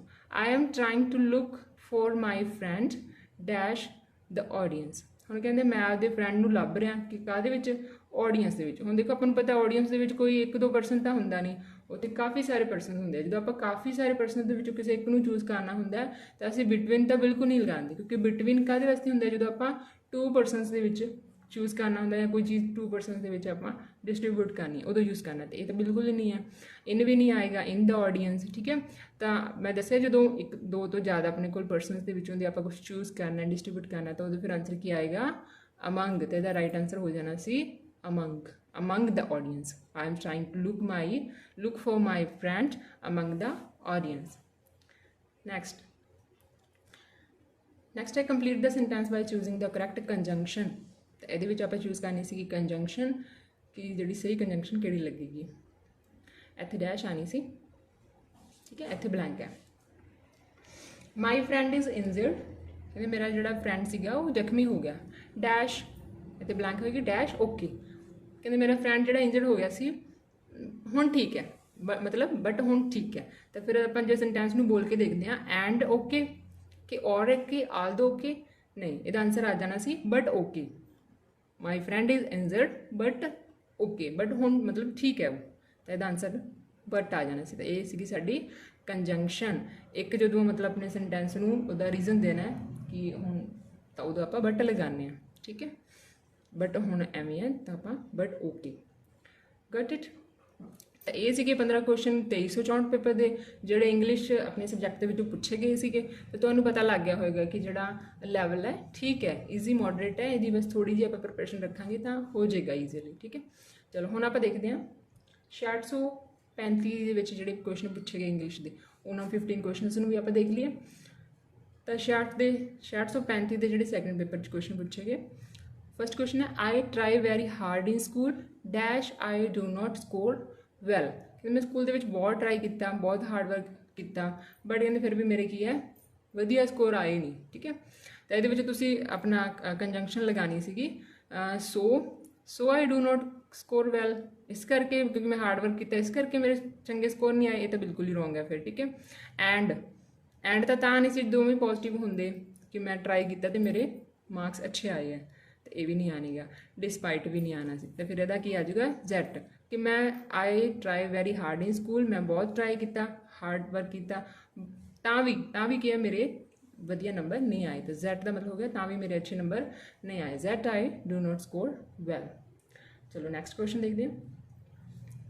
These shoes look really good dash they are not very comfortable. ਕਹਿੰਦੇ ਜਿਹੜੇ ਆ ਸ਼ੂਜ਼ ਹੈਗੇ ਇਹ ਦੇਖਣ 'ਚ ਤਾਂ ਬਹੁਤ ਵਧੀਆ ਲੱਗ ਰਹੇ, ਮਤਲਬ ਗੁੱਡ ਹੈ, ਠੀਕ ਹੈ। ਦੇ ਆਰ ਨੋਟ, ਦੇਖੋ ਇੱਕ ਪੋਜ਼ਿਟਿਵ ਹੈ, ਕਹਿੰਦੇ ਦੇਖਣ 'ਚ ਤਾਂ ਗੁੱਡ ਹੈ ਪਰ ਕਹਿੰਦੇ ਕੰਫਰਟੇਬਲ ਨਹੀਂ ਹੈਗੇ, note comfortable, note very comfortable. ਤੇ ਜਦੋਂ ਦੋ ਸੈਂਟੈਂਸਸ ਆਪੋਜ਼ਿਟ ਚੱਲ ਰਹੇ ਹੋਣ, ਵੀ ਦੇਖਣ 'ਚ ਤਾਂ ਵਧੀਆ ਲੱਗ ਰਿਹਾ ਬਟ ਕੰਫਰਟੇਬਲ ਨਹੀਂ ਹੈਗੇ, ਤਾਂ ਇੱਕ ਪੋਜ਼ਿਟਿਵ ਹੈ ਇੱਕ ਨੈਗੇਟਿਵ ਹੈ, ਤਾਂ ਫਿਰ ਆਪਾਂ ਕੀ ਲਗਾਵਾਂਗੇ, ਬਟ, ਠੀਕ ਹੈ। ਤੇ ਇੱਦਾਂ ਤੁਹਾਨੂੰ ਸਿੱਧਾ ਸਿੱਧਾ ਪਤਾ ਹੋਣਾ ਚਾਹੀਦਾ ਹੈ ਕਿ ਜਦੋਂ ਦੋ ਸੈਂਟੈਂਸ ਆਪੋਜ਼ਿਟ ਚੱਲ ਰਹੇ ਆ ਤਾਂ ਆਪਾਂ ਉਹਦਾ ਕੀ ਲਗਾਵਾਂਗੇ, ਬਟ ਲਗਾਵਾਂਗੇ। The shoes looks really good but they are not very comfortable, comfortable ਨਹੀਂ ਹੈਗੇ, ਦੇਖਣ 'ਚ ਤਾਂ ਠੀਕ ਨੇ। ਨੈਕਸਟ ਇਹਦੇ ਵਿੱਚ ਆਪਾਂ ਨੂੰ ਵੌਇਸ ਕਰਨੇ ਸੀਗੇ, ਜਿਵੇਂ 2364 ਵਿੱਚ ਵੀ ਇੱਕ ਕੁਐਸਚਨ ਆਇਆ ਸੀ ਵੌਇਸ ਦਾ, 635 'ਚ ਵੀ ਆਇਆ ਸੀਗਾ। ਐਕਟਿਵ 'ਚ ਦੇਖੋ ਕੀ ਸੈਂਟੈਂਸ ਲਿਖਿਆ ਹੋਇਆ ਸਾਡੇ ਕੋਲ, she looks a new stew for her daughter. Passive ਦੇ ਵਿੱਚ ਅੱਧਾ ਆਪਾਂ ਨੂੰ ਗਿਵਨ ਹੈ, ਆਪਾਂ ਸਿਰਫ ਇਸ ਬਲੈਂਕ ਦੇ ਵਿੱਚ ਫਿਲ ਕਰਨਾ ਸੀ ਵੀ ਕਰੈਕਟ ਵਰਬ ਤੇ ਹੈਲਪਿੰਗ ਵਰਬ ਕਿਹੜੀ ਲੱਗਣੀ ਹੈਗੀ ਆ। ਤਾਂ ਦੇਖੋ ਸਟਿਊ ਇੱਕ ਮਤਲਬ ਸਿੰਗੂਲਰ ਵਰਬ ਹੈਗਾ, ਤੇ ਇਹਦੇ ਨਾਲ ਜਿਹੜਾ ਹੈਗਾ ਪਹਿਲਾਂ ਤੁਸੀਂ ਇਧਰੋਂ ਰੂਲ ਦੇਖੋਗੇ ਕਿ ਇੱਥੇ ਕੀ ਲੱਗਿਆ ਹੋਇਆ ਤੁਹਾਡੇ ਕੋਲ, ਕੁਕਡ ਲੱਗਿਆ ਹੋਇਆ। ਤਾਂ ਰੂਲ ਦਾ ਕੀ ਕਹਿ ਰਿਹਾ ਕਿ ਇਹ ਪਾਸਟ ਇੰਡੈਫੀਨਿਟ ਟੈਂਸ ਹੈ, ਜਦੋਂ ਸੈਕੰਡ ਫਾਰਮ ਲੱਗੀ ਹੁੰਦੀ ਹੈ ਤਾਂ ਆਪਾਂ ਜਦੋਂ ਇਹਦਾ ਵੌਇਸ ਚੇਂਜ ਕਰਦੇ ਹਾਂ ਤਾਂ ਕੀ ਲਗਾਉਂਦੇ ਆਪਾਂ, ਵਾਸ ਜਾਂ ਵਰ ਲਗਾਉਂਦੇ ਹਾਂ, ਠੀਕ ਹੈ। ਤੇ ਨਾਲ ਲਗਾਉਂਦੇ ਆਪਾਂ ਥਰਡ ਫਾਰਮ, ਤੇ ਉਹਦੇ ਅਕੋਰਡਿੰਗ ਫਿਰ ਰਾਈਟ ਆਂਸਰ ਕਿਹੜਾ ਹੋ ਜਾਣਾ ਹੈ, was cooked, a stew was cooked by her for her daughter, ਠੀਕ ਹੈ। ਇਹ ਜਿਵੇਂ ਆਪਣਾ ਕੋਈ ਸਬਜੈਕਟ ਸੀਗਾ, ਇਹ ਆਬਜੈਕਟ ਸੀਗਾ, ਇਹ ਅਦਰ ਪਾਰਟ ਹੋ ਜਾਂਦਾ, ਇਹ ਤਾਂ ਪਿੱਛੇ ਲੱਗਣਾ ਹੀ ਲੱਗਣਾ ਹੈਗਾ। ਤਾਂ ਸਟਿਊ ਜਿਹੜਾ ਦਾ ਸਟਿਊ ਅੱਗੇ ਆ ਜਾਏਗਾ, ਸ਼ੀ ਦਾ ਕੀ ਬਣ ਜਾਏਗਾ, ਹਰ ਇਹ ਪਿੱਛੇ ਚਲਾ ਜਾਏਗਾ, ਬਾਈ ਤਾਂ ਆਪਾਂ ਲਗਾਉਣਾ ਹੀ ਹੁੰਦਾ ਹੈ ਵਰਬ ਦੀ ਫਾਰਮ ਤੋਂ ਬਾਅਦ। ਤਾਂ ਡਿਸਾਈਡ ਕਰਨਾ ਹੁੰਦਾ ਹੈ ਕਿ ਅਗਰ ਤੁਹਾਡੇ ਕੋਲ ਆ ਰੂਲਸ ਪਤਾ ਹੋਣੇ ਚਾਹੀਦੇ ਕਿ ਸੈਕੰਡ ਫਾਰਮ ਲੱਗੀ ਹੋਈ ਹੈ ਤਾਂ ਫਿਰ ਆਪਾਂ ਕੀ ਲਗਾਉਣਾ ਸੀ, ਤਾਂ ਇੱਥੋਂ ਹੀ ਸਾਡੇ ਕੋਲ ਜਿਹੜਾ ਆਨਸਰ ਉਹ ਨਿਕਲ ਜਾਣਾ ਸੀਗਾ। ਇਸ ਤਰ੍ਹਾਂ ਤੁਸੀਂ ਆਪਸ਼ਨ ਦੇ ਵਿੱਚੋਂ ਕਰੈਕਟ ਆਨਸਰ ਚੂਜ਼ ਕਰ ਸਕਦੇ ਹੋ। ਨੈਕਸਟ ਹੈ ਰਾਈਟ ਐਂਟੋਨਿਮਸ ਦੱਸਣਾ ਸੀ। ਲਿਥੈਂਜੀ, ਲਿਥੈਂਜੀ ਵੀ ਬੋਲਦੇ ਇਹਨੂੰ, ਲਿਥੈਂਜੀ ਕਰੈਕਟ ਪ੍ਰੋਨਾਂਸੀਏਸ਼ਨ ਹੈ, ਆਰ ਸਾਇਲੈਂਟ ਹੁੰਦੀ ਇਹਦੇ ਵਿੱਚ, ਲਿਥੈਂਜੀ। ਤਾਂ ਲਿਥੈਂਜੀ ਦਾ ਮਤਲਬ ਹੁੰਦਾ ਹੈ, ਇਹਦਾ ਐਂਟੋਨਿਮ ਦੱਸਣਾ ਹੈ, ਮਤਲਬ ਉਲਟ ਦੱਸਣਾ ਹੈ, ਇਹਦਾ ਵਿਰੋਧੀ ਸ਼ਬਦ ਦੱਸਣਾ ਹੈ। ਐਂਟੋਨਿਮ ਦਾ ਮਤਲਬ ਹੁੰਦਾ ਇਨਐਕਟਿਵ, ਠੀਕ ਹੈ। ਇਨਐਕਟਿਵ ਹੈ ਮਤਲਬ ਜਿਹੜਾ ਕੀ ਹੈ, ਸੁਸਤ ਹੈ, ਇਨਐਕਟਿਵ ਹੈ, ਸੁਸਤ ਹੈ। ਤਾਂ ਫਿਰ ਇਹਦਾ ਓਪੋਜ਼ਿਟ ਕੀ ਹੋ ਜਾਊਗਾ, ਜਿਹੜਾ ਐਕਟਿਵ ਹੈ। ਐਕਟਿਵ ਦੇ ਵਿੱਚ ਫਿਰ ਹੁਣ ਤੁਸੀਂ ਕੀ ਕਹਿ ਸਕਦੇ ਹੋ ਵੀ ਜਿਹਦੇ ਵਿੱਚ ਕੀ ਹੈ, એનર્ਜੀ ਹੈਗੀ ਹੈ, ਠੀਕ ਹੈ। ਤਾਂ ਉਹੀ ਐਕਟਿਵ ਹੋਏਗਾ ਜਿਹਦੇ ਵਿੱਚ એનર્ਜੀ ਹੈ। ਤਾਂ ਫਿਰ ਬਾਕੀ ਜਿਹੜੇ ਆਪਸ਼ਨ ਹੈ ਸਾਡੇ ਉਹ ਰੋਂਗ ਹੋ ਜਾਣਗੇ, એનર્ਜੀ ਜਿਹੜਾ ਹੈਗਾ ਇਹਦਾ ਓਪੋਜ਼ਿਟ ਸਹੀ ਹੋ ਜਾਏਗਾ ਲਿਥੈਂਜੀ ਦਾ। ਨੈਕਸਟ ਦੇਖੋ, ਨੈਕਸਟ ਵੀ ਤੁਹਾਡੇ ਕੋਲ ਐਂਟੋਨਿਮ ਸੀਗੇ, ਜਿਵੇਂ ਮੈਂ ਦੱਸਿਆ ਦੋ ਕੁਐਸਚਨ ਜਿਹੜੇ ਹੈਗੇ ਆ ਸਿੱਧੇ ਸਿੱਧੇ ਐਂਟੋਨਿਮਸ ਦੇ ਵਿੱਚ ਪੁੱਛੇ ਗਏ ਸੀ। ਇਹਦੇ ਪੁੱਛਿਆ ਗਿਆ ਸੀ ਸਟਿੰਗੀ, ਸਟਿੰਗੀ ਦਾ ਤੁਸੀਂ ਓਪੋਜ਼ਿਟ ਦੱਸਣਾ ਸੀਗਾ। ਤਾਂ ਜਿਹੜਾ ਸਟਿੰਗੀ ਵਰਡ ਹੈ ਇਹਦਾ ਮਤਲਬ ਹੁੰਦਾ ਹੈ ਕੰਜੂਸ, ਜਿਹੜਾ ਪਰਸਨ ਕੀ ਹੋਵੇ, ਕੰਜੂਸ ਹੋਵੇ, ਠੀਕ ਹੈ। ਤਾਂ ਉਹਦਾ ਓਪੋਜ਼ਿਟ ਕੀ ਹੋ ਜਾਣਾ, ਪੂਅਰ, ਨਹੀਂ ਜੀ ਪੂਅਰ ਤਾਂ ਨਹੀਂ ਬਣ ਰਿਹਾ ਕੰਜੂਸ ਦਾ। ਟਰੂਥਫੁਲ, ਸੱਚਾ, ਠੀਕ ਹੈ, ਸੱਚਾਈ ਨਾਲ ਭਰਿਆ, ਨੋ। ਕਰਿਊਡ, ਨੋ। ਤਾਂ ਫਿਰ ਕਿਹੜਾ ਆਪਸ਼ਨ ਰਹਿ ਗਿਆ, ਜੈਨਰਸ। ਜੈਨਰਸ ਦਾ ਮਤਲਬ ਹੁੰਦਾ ਜੀ ਉਦਾਰ, ਠੀਕ ਹੈ। ਜਿਹੜਾ ਕੰਜੂਸ ਨਾ ਹੋਵੇ, ਉਦਾਰ ਹੋਵੇ, ਤਾਂ ਉਹਨੂੰ ਫਿਰ ਆਪਾਂ ਇਹ ਰਾਈਟ ਆਂਸਰ ਹੋ ਜਾਣਾ ਸੀ ਸਟਿੰਗੀ ਦਾ, ਜੈਨਰਸ। ਨੈਕਸਟ ਦੇਖਦੇ ਹਾਂ ਜੀ। ਨੈਕਸਟ ਸੀਗਾ ਚੂਜ਼ ਕਰਨਾ ਸੀ ਰਾਈਟ ਸਿਨੋਨਿਮ, ਕਲੈਂਸਟਾਈਨ ਦਾ। ਕਲੈਂਸਟਾਈਨ ਦਾ ਮੀਨਿੰਗ ਹੁੰਦਾ ਜੀ ਗੁਪਤ, ਠੀਕ ਹੈ, ਗੁਪਤ ਹੁੰਦਾ ਆਪਾਂ ਕਹਿ ਸਕਦੇ ਹਾਂ। ਤਾਂ ਫਿਰ ਗੁਪਤ ਦਾ ਇੱਥੋਂ ਸੇਮ ਹੀ ਮੀਨਿੰਗ ਦੱਸਣਾ, ਸਿਨੋਨਿਮ ਦਾ ਮਤਲਬ ਹੁੰਦਾ ਸਮਾਨਾਰਥਕ ਸ਼ਬਦ ਦੱਸਣੇ ਹੁੰਦੇ ਆਪਾਂ, ਠੀਕ ਹੈ।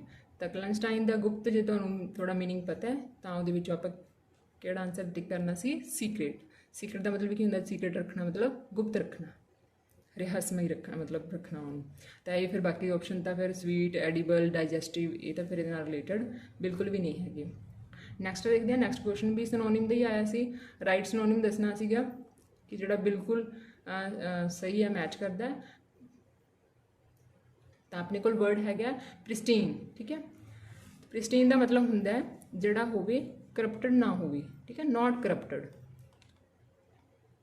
ਨਾਟ ਕਰਪਟਡ, ਠੀਕ ਹੈ। ਤਾਂ ਨਾਟ ਕਰਪਟਡ ਹੋਗਾ, ਨਹੀਂ ਹੋਏਗਾ ਤਾਂ ਫਿਰ ਉਹਨੂੰ ਉਹ ਕੀ ਹੋਏਗਾ, ਉਹ ਪਿਓਰ ਹੋਏਗਾ, ਠੀਕ ਹੈ, ਸੱਚਾ ਹੋਏਗਾ, ਸਹੀ ਹੋਏਗਾ। ਤਾਂ ਫਿਰ ਉਹਦਾ ਆਨਸਰ ਕੀ ਆ ਜਾਣਾ ਸੀ, ਪਿਓਰ। ਤਾਂ ਦੇਖੋ ਕੁਝ ਵਰਡਸ ਨੂੰ ਆਪਾਂ ਐਵੇਂ ਯਾਦ ਰੱਖਦੇ ਹਾਂ। ਦੇਖੋ ਪ੍ਰਿਸਟੀਨਸ ਤੋਂ ਆਪਾਂ ਯਾਦ ਰੱਖ ਸਕਦੇ ਹਾਂ ਜੇ ਪ੍ਰੀਸਟ ਹੁੰਦੇ ਆ, ਠੀਕ ਹੈ। ਪ੍ਰੀਸਟ ਜਿਵੇਂ ਪਾਦਰੀ ਹੁੰਦੇ ਆ ਤਾਂ ਫਿਰ ਉਹ ਕੀ ਹੈ ਵੀ ਚਲੋ ਸੱਚੇ ਆ ਕਿਉਂਕਿ ਉਹ ਗੁਰੂ ਦੀ ਭਗਤੀ ਕਰਦੇ ਆ, ਹੈ ਨਾ, ਸਾਰਾ ਦਿਨ ਰੱਬ ਦਾ ਨਾਮ ਲੈਂਦੇ। ਤਾਂ ਉੱਥੋਂ ਆਪਾਂ ਇਸ ਤਰ੍ਹਾਂ ਰਿਲੇਟਸ ਕਰਕੇ ਕੁਝ ਵਰਡਸ ਨੂੰ ਆਪਾਂ ਯਾਦ ਰੱਖ ਸਕਦੇ ਹਾਂ ਕਿਉਂਕਿ ਸਿਨੋਨਿਮ ਦੋ ਕੁਐਸਚਨ ਦੇ ਪੁੱਛੇ ਜਾ ਰਹੇ ਆ, ਤਾਂ ਆਪਾਂ ਇਹਨੂੰ ਜ਼ਰੂਰ ਕਰਾਂਗੇ। ਨੈਕਸਟ ਕੁਐਸਚਨ ਦੇਖ ਲਓ। ਨੈਕਸਟ ਕੁਐਸਚਨ ਵॉइस ਹੀ ਆ ਰਿਹਾ, somebody has broken the lock of hour house. ਤਾਂ ਸਮਬਡੀ ਇਹ ਸਾਡੇ ਕੋਲ ਆਪਸ਼ਨ ਹੁੰਦਾ ਸੀ ਪਿੱਛੇ ਲਗਾਈ ਨਾ ਲਗਾਈ ਚੱਲਦਾ ਹੈ। Has broken the lock of hour house, the lock of hour house ਇਹ ਸਾਰਾ ਸਾਡਾ ਆਬਜੈਕਟ ਹੋ ਗਿਆ, ਸਮਬਡੀ ਇਹ ਸਾਡਾ ਸਬਜੈਕਟ ਸੀਗਾ, ਹੈਜ਼ ਬ੍ਰੋਕਨ ਇਹ ਸਾਡੀ ਵਰਬ ਚੱਲ ਰਹੀ ਹੈ। ਤਾਂ ਦ ਲੌਕ ਆਫ ਆਵਰ ਹਾਊਸ ਇਹ ਆਪਣਾ ਅਗਲੇ ਸਾਈਡ ਤੇ ਆ ਗਿਆ ਕਿਉਂਕਿ ਆਬਜੈਕਟ ਸਬਜੈਕਟ ਬਣ ਜਾਂਦਾ ਹੁੰਦਾ, ਠੀਕ ਹੈ। ਤੇ ਫਿਰ ਹੁਣ ਇਹਦੇ ਅਕੋਰਡਿੰਗ ਦੇਖਣਾ ਵੀ ਆਪਾਂ ਕੀ ਲਗਾਵਾਂਗੇ। ਹੈਜ਼ ਬ੍ਰੋਕਨ ਆਲਰੇਡੀ ਲੱਗਿਆ ਹੋਇਆ, ਤਾਂ ਰੂਲ ਕੀ ਕਹਿੰਦਾ ਜਦੋਂ ਹੈਜ਼ ਬ੍ਰੋਕਨ ਮਤਲਬ has plus third farm already ਆਪਣੇ ਕੋਲ ਹੈਗੇ ਆ, ਤੇ ਫਿਰ ਇੱਕ ਆਦੇ ਵਿੱਚ ਚੇਂਜ ਹੁੰਦਾ has been plus third farm, ਠੀਕ ਹੈ। Has been plus third farm ਦੇ ਵਿੱਚ, ਤਾਂ ਹੈਜ਼ ਬੀਨ ਥਰਡ ਫਾਰਮ ਦੇਖੋ ਇਹ ਥੋੜਾ ਇਹ ਵੀ ਚੈੱਕ ਕਰ ਲੈਣਾ ਕਿ ਜਿਹੜਾ ਤੁਹਾਡਾ ਇਹ ਜਿਹੜਾ ਅੱਗੇ ਸਬਜੈਕਟ ਹੈਗਾ ਇਹ ਸਿੰਗੂਲਰ ਹੈ ਕਿ ਪਲੂਰਲ ਹੈ। ਅਗਰ ਇੱਥੇ ਹਾਊਸਸ ਹੁੰਦਾ ਤਾਂ ਫਿਰ ਆਪਾਂ ਇੱਥੇ ਹੈਵ ਵੀ ਕਰ ਸਕਦੇ ਸੀ, ਠੀਕ ਹੈ। ਪਰ ਇੱਥੇ ਕੀ ਹੈ ਸਿੰਗਲ ਹੈਗਾ, ਉਹਦੇ ਅਕੋਰਡਿੰਗ ਫਿਰ ਤੁਸੀਂ ਕੀ ਰੱਖਣਾ ਹੈ, ਹੈਜ਼ ਦਾ ਹੈਜ਼ ਹੀ ਰੱਖੋਗੇ। ਤਾਂ ਫਿਰ ਇੱਥੇ ਕੀ ਆ ਜਾਏਗਾ, ਹੈਜ਼ ਬੀਨ ਬ੍ਰੋਕਨ। ਤੇ ਜਿਹੜਾ ਤੁਹਾਡਾ ਸੀ ਆਨਸਰ ਹੈ, this is the right answer. Got it. Next question ਦੇਖ ਲਿਆ। ਨੈਕਸਟ ਵਿੱਚ ਅਨਸਿੰਗ ਪੈਸੇਜ ਆਇਆ ਸੀ, ਛੋਟਾ ਜਿਹਾ ਪੈਰਾ ਸੀਗਾ ਜਿਹੜਾ 435 ਵਿੱਚ ਪੁੱਛਿਆ ਗਿਆ ਸੀਗਾ। ਤਾਂ ਇਹਨੂੰ ਫਟਾਫਟ ਆਪਾਂ ਦੇਖ ਲੈਂਦੇ ਹਾਂ ਕਿ ਕੀ ਪੈਰਾ ਸੀਗਾ, ਕਿਉਂਕਿ ਇਹਦੇ ਵਿੱਚ ਥੋੜ੍ਹੇ ਜਿਹੇ ਹਿਡਨ ਕੁਐਸਚਨਸ ਸੀਗੇ ਕਈ ਬੱਚਿਆਂ ਨੂੰ ਮਤਲਬ ਕੁਝ ਵਰਡਸ ਦੇ ਮੀਨਿੰਗ ਨਹੀਂ ਸੀਗੇ, ਐਗਜ਼ੈਕਟ ਨਹੀਂ ਪੁੱਛੇ ਗਏ ਸੀ। ਜਿਵੇਂ 23-24 ਦਾ ਆਪਾਂ ਪੈਰਾਗ੍ਰਾਫ ਦੇਖਿਆ ਕਿ ਡਾਇਰੈਕਟਲੀ ਆਨਸਰਸ ਆਪਾਂ ਨੂੰ ਮਿਲ ਰਹੇ ਸੀ, ਠੀਕ ਹੈ। ਪਰ ਇਹਦੇ ਵਿੱਚ ਥੋੜ੍ਹਾ ਜਿਹੇ ਕਿਉਂਕਿ ਵਰਡਸ ਇਸ ਤਰ੍ਹਾਂ ਦੇ ਇਹਨਾਂ ਨੇ ਦਿੱਤੇ ਹੋਏ ਸੀ ਜਿਨ੍ਹਾਂ ਦੇ ਮੀਨਿੰਗ ਆਪਾਂ ਨੂੰ ਪਤਾ ਹੋਣਾ ਜ਼ਰੂਰੀ ਸੀਗੇ। ਤਾਂ ਆਪਾਂ ਪੜ੍ਹਦੇ ਹਾਂ paragraph. In the 16th century, an age of great marine and terrestrial exploration, ਇੱਥੇ marine ਦਾ ਮਤਲਬ ਹੁੰਦਾ ਹੈ ਜਿਹੜਾ ਰਿਲੇਟਡ ਟੂ ਸੀ ਹੋਵੇ, ਸਮੁੰਦਰ ਨਾਲ ਰਿਲੇਟਡ ਹੋਵੇ, ਤੇ ਟੈਰੇਸ਼ੀਅਲ ਜਿਹੜਾ ਹੁੰਦਾ ਰਿਲੇਟਡ ਟੂ ਲੈਂਡ, ਠੀਕ ਹੈ। ਤੇ ਕਹਿੰਦੇ ਜਿਹੜੇ 16th ਸੈਂਚਰੀ ਦਾ ਜਿਹੜਾ ਪੀਰੀਅਡ ਹੈ, ਕਹਿੰਦੇ ਐਕਸਪਲੋਰੇਸ਼ਨ ਹੁੰਦਾ ਵੀ ਜਿਹੜੀ ਖੋਜ ਨਵੀਆਂ ਖੋਜਾਂ ਹੋਈਆਂ, ਠੀਕ ਹੈ। ਤਾਂ ਉਹ ਸੀ ਦੇ ਵਿੱਚ ਹੋਣ, ਜਿਵੇਂ ਨਵੇਂ ਆਈਲੈਂਡਸ ਖੋਜੇ ਗਏ, ਠੀਕ ਹੈ, ਤੇ ਸਮੁੰਦਰਾਂ ਦੇ ਮਤਲਬ ਰੂਟਸ ਖੋਜੇ ਗਏ, ਤਾਂ ਉਹ ਪੀਰੀਅਡ ਸੀਗਾ। ਕਹਿੰਦੇ ਜਿਹੜਾ ਫਰਡੀਨੈਂਡ ਮੈਗਲਨ ਸੀਗਾ, ਲੀਡ ਦਾ ਫਰਡੀਨੈਂਡ ਮੈਗਲਨ ਦੀ ਗੱਲ ਹੋ ਰਹੀ ਹੈ, ਤੇ lead the first expedition to sail around the world. ਕਹਿੰਦੇ ਇਹ ਪਹਿਲਾ ਪਰਸਨ ਸੀਗਾ ਜਿਸ ਨੇ ਕੀ ਕੀਤਾ, ਆਪਦੀ ਸ਼ਿਪ ਲੈ ਕੇ ਜਿਹੜਾ ਹੈਗਾ ਨਵੇਂ ਆਈਲੈਂਡਸ ਨੂੰ ਖੋਜਣ ਸੇਲ ਮਤਲਬ ਸਮੁੰਦਰੀ ਯਾਤਰਾ 'ਤੇ ਨਿਕਲਿਆ ਸੀਗਾ, ਠੀਕ ਹੈ। ਐਜ਼ ਅ ਯੰਗ ਪੋਰਤਗੀਜ਼ ਨੋਬਲ, ਕਹਿੰਦੇ ਪੁਰਤਗਾਲੀ ਸੀਗਾ, ਮਤਲਬ ਪੁਰਤਗਾਲ ਦਾ ਰਹਿਣ ਵਾਲਾ ਸੀਗਾ। ਇਹ ਸਰਵ ਦਾ ਕਿੰਗ ਆਫ ਪੁਰਤਗਾਲ, ਤੇ ਉਹ ਕਿਹਦੇ ਲਈ ਕੰਮ ਕਰਦਾ ਸੀਗਾ, ਪੁਰਤਗਾਲ ਦੀ ਕਿੰਗ ਲਈ ਕੰਮ ਕਰਦਾ ਸੀ। But he become involved in the humour of the political intrigue at the court. ਪਰ ਕਹਿੰਦੇ ਉਹ ਜਿਹੜਾ ਕੋਰਟ ਸੀਗੀ ਉਹਦੇ ਪੋਲੀਟੀਕਲ ਜਿਹੜੇ ਇਸ਼ੂ ਸੀਗੇ ਉਹਨਾਂ ਵਿੱਚ ਫਸ ਗਿਆ ਸੀ, ਕੁਝ ਆਰੋਪਸ ਲੱਗ ਗਏ। And lost the king's favour, ਤੇ ਫਿਰ ਉਹ ਮਤਲਬ ਕਿ ਜਿਹੜਾ ਰਾਜੇ ਦਾ ਫੇਵਰ ਜਿਹੜਾ ਉਹਦੇ ਤੋਂ ਖਤਮ ਹੋ ਗਿਆ, ਵਿਸ਼ਵਾਸ ਖਤਮ ਹੋ ਗਿਆ ਸੀ। ਆਫਟਰ ਹੀ ਵਾਸ ਡਿਸਮਿਸਡ, ਤਾਂ ਉਸਨੂੰ ਉਹਦੀ ਸਰਵਿਸ ਤੋਂ ਡਿਸਮਿਸ ਕਰ ਦਿੱਤਾ ਗਿਆ by the king of Portugal. Portugal ਨੇ ਉਸਨੂੰ ਉਸਦੀ ਜੌਬ ਤੋਂ ਹਟਾਤਾ। And he offer to serve the future of emperor Charles 5th of the Spain. ਤੇ ਫਿਰ ਕੀ ਉਹਨੂੰ ਕੀ ਹੈ ਮੌਕਾ ਮਿਲਿਆ ਕਿ ਉਹ ਜਿਹੜਾ ਫਿਊਚਰ ਐਂਪਰਰ ਸੀਗਾ Charles 5th of the Spain, ਉਹਦੇ ਨਾਲ ਮਤਲਬ ਉਹਨੂੰ ਉਹਦੇ ਨਾਲ ਉਹਦੀ ਸੇਵਾ ਕਰਨ ਦਾ ਮੌਕਾ ਮਿਲਿਆ, ਉਹਦੇ ਨਾਲ ਮਤਲਬ ਅੰਡਰ ਕੰਮ ਕਰਨ ਦਾ ਉਹਨੂੰ ਮੌਕਾ ਮਿਲ ਗਿਆ। ਨੈਕਸਟ ਦੇਖਦੇ ਹਾਂ। ਤਾਂ ਇੰਨਾ ਮਤਲਬ ਇਹ ਪੈਰਾਗ੍ਰਾਫ ਦੇ ਵਿੱਚ ਦੱਸਿਆ ਹੋਇਆ ਕਿ ਮੈਗਲਨ ਦੀ ਸਟੋਰੀ ਬਾਰੇ ਕਿ ਉਹ ਕੌਣ ਸੀਗਾ ਅਤੇ ਉਹਨੇ ਕੀ ਕੰਮ ਕੀਤਾ। ਪੈਰਾ ਛੋਟਾ ਸੀ ਬਟ ਥੋੜ੍ਹੇ ਹਿਡਨ ਮੀਨਿੰਗਸ ਜਿਹੜੇ ਸੀਗੇ ਅਤੇ ਉਹ ਥੋੜ੍ਹਾ ਜਿਹਾ ਆਪਾਂ ਨੂੰ ਆਉਣਾ ਜ਼ਰੂਰੀ ਸੀਗਾ। ਤਾਂ ਦੇਖੋ ਕਹਿੰਦੇ what is the 6th century known for. ਤਾਂ ਦੇਖੋ ਕਹਿੰਦੇ 6ਵੀਂ ਸਦੀ ਜਿਹੜੀ 16ਵੀਂ ਸਦੀ ਸੀਗੀ ਕਾਹਦੇ ਬਾਰੇ ਜਾਣੀ ਜਾਂਦੀ ਸੀਗੀ। ਤਾਂ ਆਪਸ਼ਨਸ ਦੇਖੋ, the great sea and land discoveries, Portuguese empire, spice trade ਕਿ ਐਸਟਰੋਨੋਮੀ। ਤਾਂ ਇਹਦਾ ਰਾਈਟ ਆਨਸਰ ਸੀਗਾ the great sea and land discoveries. ਜਿਵੇਂ ਮੈਂ ਤੁਹਾਨੂੰ ਉੱਪਰ ਪੈਰੇ 'ਚ ਦੱਸ ਕੇ ਆਈ ਹਾਂ ਨਾ ਕਿ ਇਹ ਸਿੱਧਾ ਨਹੀਂ ਲਿਖਿਆ ਹੋਇਆ ਸੀ ਲੈਂਡ 'ਤੇ ਸੀ। ਅਤੇ ਦੇਖੋ ਇੱਥੇ ਸੀ ਲਈ ਵਰਡ ਮੈਰੀਨ ਵਰਡ ਯੂਜ਼ ਕੀਤਾ ਗਿਆ ਸੀ, ਅਤੇ ਇੱਥੇ ਜਿਹੜਾ ਲੈਂਡ ਲਈ ਟੈਰਸ਼ੀਅਲ, ਠੀਕ ਹੈ। ਐਕਸਪਲੋਰੇਸ਼ਨ ਦਾ ਮਤਲਬ ਵੀ ਉਹਨਾਂ ਦੀ ਖੋਜਾਂ ਵਾਸਤੇ। ਤਾਂ ਇਸ ਕਰਕੇ ਥੋੜ੍ਹੀ ਹਿਡਿੰਗ ਮੀਨਿੰਗ ਤੁਸੀਂ ਦੇਖਣਾ ਹੈਗਾ ਕਿ ਸਿੱਧਾ ਜ਼ਰੂਰੀ ਨਹੀਂ ਹੈ ਕਿ ਹਰ ਵਾਰ ਜਿਹੜਾ ਕੁਐਸਚਨ ਹੈ ਤੁਹਾਡੇ ਕੋਲ ਡਾਇਰੈਕਟਲੀ ਹੀ ਪਿਆ ਹੋਵੇ। ਨੈਕਸਟ ਕੁਐਸਚਨ ਦੇਖੋ ਜੀ, ਹੂ ਵਾਜ਼ ਫਰਡੀਨੈਂਡ ਮੈਗਲਨ। ਫਰਡੀਨੈਂਡ ਮੈਗਲਨ ਕੌਣ ਸੀਗਾ? ਤਾਂ ਉਹ ਕੀ ਸੀਗਾ, ਇੱਕ ਨੈਵੀਗੇਟਰ ਸੀਗਾ। ਦੇਖੋ ਉਹ ਪੁਰਤਗਾਲ ਦਾ ਕਿੰਗ ਤਾਂ ਬਿਲਕੁਲ ਨਹੀਂ ਸੀਗਾ, ਉਹ ਤਾਂ ਨੀਚੇ ਮਤਲਬ ਕੰਮ ਕਰਨ ਵਾਲਾ ਪਰਸਨ ਸੀਗਾ ਉਹਦੀ ਕੋਰਟ ਦੇ ਵਿੱਚ। ਅਤੇ ਕਿੰਗ ਸਪੇਨ ਦਾ ਕਿੰਗ ਵੀ ਨਹੀਂ ਸੀਗਾ, ਉਹਨੇ ਤਾਂ ਸਪੇਨ ਦੇ ਬਾਅਦ ਵਿੱਚ ਉਹ ਸਪੇਨ ਦੇ ਰਾਜੇ ਨਾਲ ਕੰਮ ਕੀਤਾ ਉਹਨੇ ਤਾਂ, ਠੀਕ ਹੈ। ਅਮੈਰੀਕਨ ਐਸਟਰੋਨੋਮਰ ਵੀ ਨਹੀਂ ਸੀਗਾ, ਉਹ ਇੱਕ ਨੇਵੀਗੇਟਰ ਸੀਗਾ। ਨੇਵੀਗੇਟਰ ਇੱਥੇ ਵਰਡ ਜਿਹੜਾ ਨੇਵੀਗੇਟਰ ਤੁਹਾਨੂੰ ਪਤਾ ਹੋਣਾ ਚਾਹੀਦਾ। ਨੇਵੀ ਤਾਂ ਸਮਝਦੇ ਹੋ ਨਾ, ਨੇਵੀ ਕੀ ਹੁੰਦਾ ਜਿਹੜੇ ਰਿਲੇਟਡ ਟੂ ਮਤਲਬ ਸੀ ਹੁੰਦੀ ਹੈ, ਜਿਹੜੇ ਸਮੁੰਦਰ ਦੇ ਵਿੱਚ ਨੇਵੀ ਆਪਣੀ ਜਿਵੇਂ ਨੇਵੀ ਦੀ ਆਰਮੀ ਹੈ। ਤਾਂ ਇੱਥੇ ਨੇਵੀਗੇਟਰ ਦਾ ਮਤਲਬ ਹੁਣ ਤੁਹਾਨੂੰ ਪਤਾ ਹੋਣਾ ਚਾਹੀਦਾ ਸੀ ਕਿ ਇਹ ਕੀ ਹੈ, ਸਮੁੰਦਰ ਨਾਲ ਰਿਲੇਟਡ ਤਾਂ ਉਹ ਪੁਰਤਗੀਜ਼ ਤਾਂ ਸੀਗਾ ਹੀ, ਤੇ ਕੀ ਸੀਗਾ ਇੱਕ ਜਹਾਜ਼ਾਂ ਮਤਲਬ ਵਿੱਚ ਕੰਮ ਕਰਨ ਵਾਲਾ ਸੀਗਾ, ਮਤਲਬ ਖੋਜ ਕਰਦਾ ਸੀ ਨਵੇਂ ਨਵੇਂ ਆਈਲੈਂਡਸ ਦੀ। ਨੈਕਸਟ ਹੈ who employed Ferdinand Magellan after he lost favour with the king. ਕਹਿੰਦੇ ਜਦੋਂ ਉਹਨੇ ਉਹਦਾ ਵਿਸ਼ਵਾਸ ਕਿੰਗ ਦਾ ਵਿਸ਼ਵਾਸ ਉਸ 'ਤੇ ਖਤਮ ਹੋ ਗਿਆ ਸੀ, ਉਸ ਤੋਂ ਬਾਅਦ ਉਸਨੂੰ ਮਤਲਬ ਆਪਣੇ ਸਰਵਿਸ 'ਤੇ ਕਿਹਨੇ ਰੱਖਿਆ ਸੀ, ਉਹਨੂੰ ਕਿਹਨੇ ਮਤਲਬ ਜੋਬ ਦਿੱਤੀ ਆਪਦੀ ਇੱਥੇ। ਤਾਂ ਇਹਦਾ ਆਨਸਰ ਲਾਸਟ ਪੈਰੇ ਦੇ ਵਿੱਚ ਆਪਾਂ ਦੇਖ ਕੇ ਆਏ ਹਾਂ, king Charles 5th of Spain. ਜਿਹੜਾ ਕਿੰਗ ਚਾਰਲਸ ਸੀ ਉਸਨੇ ਉਸਨੂੰ ਆਪਣੇ ਦਰਬਾਰ ਦੇ ਵਿੱਚ ਰੱਖ ਲਿਆ ਸੀ ਆਪਦੀ ਸਰਵਿਸ ਦੇ ਵਿੱਚ। ਨੈਕਸਟ ਦੇਖਦੇ ਹਾਂ ਕੁਐਸਚਨ। ਨੈਕਸਟ ਸੀ why did Magellan lost the king's favour. ਕਹਿੰਦੇ ਉਹ ਜਿਹੜਾ ਪਹਿਲਾਂ ਉਹ ਪੁਰਤਗੀਜ਼ ਕਿੰਗਸ ਦੇ ਦਰਬਾਰ ਵਿੱਚ ਕੰਮ ਕਰਦਾ ਸੀ, ਤਾਂ ਉੱਥੇ ਉਹਦਾ ਫੇਵਰ ਜਿਹੜਾ ਮਤਲਬ ਵਿਸ਼ਵਾਸ ਸੀਗਾ ਕਿੰਗ ਦਾ ਮਤਲਬ ਕਿਵੇਂ ਖਤਮ ਹੋ ਗਿਆ ਉਹਦੇ ਤੋਂ, ਕਾਹਦੀ ਵਜ੍ਹਾ ਕਰਕੇ। ਡਿਊ ਟੂ ਇਲ ਹੈਲਥ, ਨਹੀਂ ਜੀ ਹੈਲਥ ਦੀ ਤਾਂ ਕੋਈ ਗੱਲ ਹੀ ਨਹੀਂ ਹੈ, ਉਹ ਬਿਮਾਰ ਥੋੜ੍ਹੀ ਸੀਗਾ। ਡਿਊ ਟੂ ਫੈਮਿਲੀ ਰੀਜ਼ਨ, ਬਿਲਕੁਲ ਨਹੀਂ, ਪੈਰੇ 'ਚ ਨਹੀਂ ਦੱਸਿਆ ਗਿਆ ਸਾਨੂੰ। ਡਿਊ ਟੂ ਕੋਰਟ ਪੋਲੀਟਿਕਸ, ਹਾਂਜੀ ਕੋਰਟ ਪੋਲੀਟਿਕਸ ਦੇਖ ਕੇ ਆਏ ਹਾਂ ਕਿ ਕੁਛ ਜਿਹੜੀ ਪੋਲੀਟਿਕਸ ਚੱਲਦੀ ਸੀਗੀ, ਰਾਜਨੀਤੀ ਚੱਲਦੀ ਸੀ, ਅਤੇ ਕੁਛ ਮਿਨਿਸਟਰਸ ਨੇ ਉਸ ਦੇ ਵਿਰੁੱਧ ਮਤਲਬ ਇਸ ਤਰ੍ਹਾਂ ਦੀ ਕੋਈ ਸਾਜ਼ਿਸ਼ ਰਚੀ, ਅਤੇ ਤਾਂ ਕਿ ਉਹ ਕੀ ਹੈ ਕਿੰਗ ਨੂੰ ਲੱਗਿਆ ਕਿ ਨਹੀਂ ਇਹ ਸਹੀ ਨਹੀਂ ਹੈ ਪਰਸਨ, ਠੀਕ ਹੈ। ਡਿਊ ਟੂ ਡਿਸਲੋਇਲਟੀ, ਨਹੀਂ ਉਸਨੇ ਖੁਦ ਨੇ ਕੁਛ ਵੀ ਗਲਤ ਨਹੀਂ ਕੀਤਾ ਸੀਗਾ, ਤਾਂ ਪੋਲੀਟਿਕਲ ਰੀਜ਼ਨਸ ਕਰਕੇ ਜਿਹੜਾ ਹੈਗਾ ਉਹ ਲੂਜ਼ ਕਰ ਗਿਆ ਸੀਗਾ ਕਿੰਗਸ ਦਾ ਫੇਵਰ। ਹੋਪ ਹੈ ਕਿ ਤੁਹਾਨੂੰ ਜਿਹੜੇ ਪੈਰੇ ਦੇ ਵਿੱਚੋਂ ਕੁਐਸਚਨ ਹੈ ਉਹ ਚੰਗੀ ਤਰ੍ਹਾਂ ਸਮਝ ਆ ਗਏ ਹੋਣਗੇ ਕਿ ਕਿਸ ਤਰ੍ਹਾਂ ਜਿਹੜਾ ਹੈਗਾ ਕਈ ਵਾਰੀ ਜਿਹੜੀ ਡੀਕੋਡਡ ਆਨਸਰਸ ਹੁੰਦੇ ਆ ਉਹਨਾਂ ਨੂੰ ਕਿਵੇਂ ਫਾਈਂਡ ਆਊਟ ਕਰਨਾ। ਨੈਕਸਟ ਕੁਐਸਚਨ ਦੇਖਦੇ ਹਾਂ, please don't laugh dash those beggars. ਤਾਂ ਆਪਸ਼ਨਸ ਨੂੰ ਦੇਖ ਕੇ ਤੁਹਾਨੂੰ ਪਤਾ ਲੱਗ ਜਾਣਾ ਚਾਹੀਦਾ ਕਿ ਕੀ ਪੁੱਛਿਆ ਜਾ ਰਿਹਾ ਤੁਹਾਡੇ ਤੋਂ। ਪ੍ਰੈਪੋਜੀਸ਼ਨ ਪੁੱਛੀ ਜਾ ਰਹੀ ਹੈ ਕਿ ਪਲੀਜ਼ ਡੋਂਟ ਲਾਫ, ਤਾਂ ਲਾਫ ਦੇ ਨਾਲ ਤਾਂ ਆਪ ਨੂੰ ਜਿਹੜੀ ਫਿਕਸ ਹੈ ਤੁਸੀਂ ਯਾਦ ਰੱਖਣੀ ਹੈ ਕਿ ਇਹਦੇ ਨਾਲ ਹਮੇਸ਼ਾ ਕਿਹੜੀ ਪ੍ਰੈਪੋਜੀਸ਼ਨ ਆਉਂਦੀ ਹੈ, ਐਟ, ਠੀਕ ਹੈ। ਤਾਂ ਰਾਈਟ ਆਨਸਰ ਕੀ ਹੋ ਜਾਊਗਾ, at. Please don't laugh at those beggars. Next देखो 14th question, the children dash the dog with stick। ਜਿਹੜਾ ਬੱਚਾ ਹੈਗਾ, ਠੀਕ ਹੈ, ਬੱਚੇ ਹੈ, children ਲਿਖਿਆ ਹੋਇਆ ਦਾ ਮਤਲਬ ਇਹ ਪਲੂਰਲ ਹੈ। the children dash the dog with stick, ਕਹਿੰਦੇ ਉਹ ਡੌਗ ਨੂੰ ਮਾਰ ਰਹੀ ਹੈ ਕਾਹਦੇ ਨਾਲ, ਸਟਿਕਸ ਦੇ ਨਾਲ, ਠੀਕ ਹੈ, ਸਟਿਕਸ ਦੇ ਨਾਲ ਮਾਰ ਰਹੀ ਹੈ। ਇਹਦਾ ਮਤਲਬ ਜਿਹੜਾ ਤੁਹਾਡਾ ਹੈਜ਼ ਹੈ ਇਹ ਤਾਂ ਸਿੰਗੂਲਰ ਨਾਲ ਆਉਂਦਾ ਹੈ, ਇਹ ਆਪਸ਼ਨ ਤੁਹਾਡੀ ਰੋਂਗ ਹੋ ਜਾਣੀ ਹੈ, ਠੀਕ ਹੈ। ਇਹਦੇ ਵਿੱਚ ਵੀ ਹੈਜ਼ ਆਇਆ ਹੋਇਆ, ਇਹ ਵੀ ਸਿੰਗੂਲਰ ਨਾਲ ਲੱਗਦਾ ਹੈ ਕਿਉਂਕਿ ਸਾਡੇ ਕੋਲ ਤਾਂ ਜਿਹੜਾ ਚਿਲਡਰਨ ਹੈ ਉਹ ਪਲੂਰਲ ਵਰਡ ਹੈਗਾ, ਅਤੇ ਹੈਜ਼ ਤਾਂ ਲੱਗੇਗਾ ਨਹੀਂ ਉਹਦੇ, ਤਾਂ ਫਿਰ ਇਹ ਤੁਹਾਡੇ ਦੋਨੇ ਹੋ ਗਏ। ਫਿਰ ਕਹਿੰਦੇ ਜਿਹੜੇ ਬੱਚੇ ਸੀਗੇ ਉਹ ਸਟਿਕਸ ਨਾਲ ਮਾਰ ਰਹੀ ਸੀ ਡੌਗ ਨੂੰ, ਮਾਰ ਰਹੇ ਸੀ ਸੀਗਾ, ਤਾਂ ਫਿਰ ਜਿਹੜਾ ਆ ਪ੍ਰੈਜ਼ੈਂਟ ਨਾਲ ਜਿਹੜਾ ਆਪਾਂ ਐਸ ਲਗਾਉਣਾ ਇਹ ਵੀ ਨਹੀਂ ਆਊਗਾ। ਦੂਸਰਾ ਇਹਦਾ ਕਾਰਨ ਇਹ ਵੀ ਹੈ ਕਿ ਜਿਹੜਾ ਐਸ ਹੈ ਉਹ ਕਿਹਦੇ ਨਾਲ ਲਗਾਉਂਦੇ ਆਪਾਂ, ਫਸਟ ਫਾਰਮ ਨਾਲ ਐਸ ਉਹਦੇ ਲਗਾਉਂਦੇ ਜਦੋਂ ਆਪਾਂ ਫਸਟ ਫਾਰਮ ਦੇ ਜਦੋਂ ਆਪਣੇ ਕੋਲ ਜਿਹੜਾ ਆਪਣਾ ਨਾਊਨ ਹੈ ਉਹ ਕੀ ਹੋਵੇ, ਸਿੰਗੂਲਰ ਹੋਵੇ, ਠੀਕ ਹੈ। ਸਿੰਗੂਲਰ ਹੋਵੇ ਜਦੋਂ ਆਪਾਂ ਫਸਟ ਫਾਰਮ ਦੇ ਨਾਲ ਐਸ ਜਾਂ ਈਐਸ ਲਗਾਉਂਦੇ ਹਾਂ, ਪਰ ਸਾਡੇ ਕੋਲ ਕੀ ਹੈ, ਪਲੂਰਲ ਹੈ, ਫਿਰ ਪਲੂਰਲ ਨਾਲ ਅਸੀਂ ਬੀਟਸ ਵਾਲੀ ਆਪਸ਼ਨ ਵੀ ਨਹੀਂ ਲਗਾ ਸਕਦੇ। ਫਿਰ ਆਪਸ਼ਨ ਕਿਹੜੀ ਬਚੇਗੀ ਤੁਹਾਡੇ ਕੋਲ, are beating, the children are beating the dogs with sticks, ਤਾਂ this is our right answer.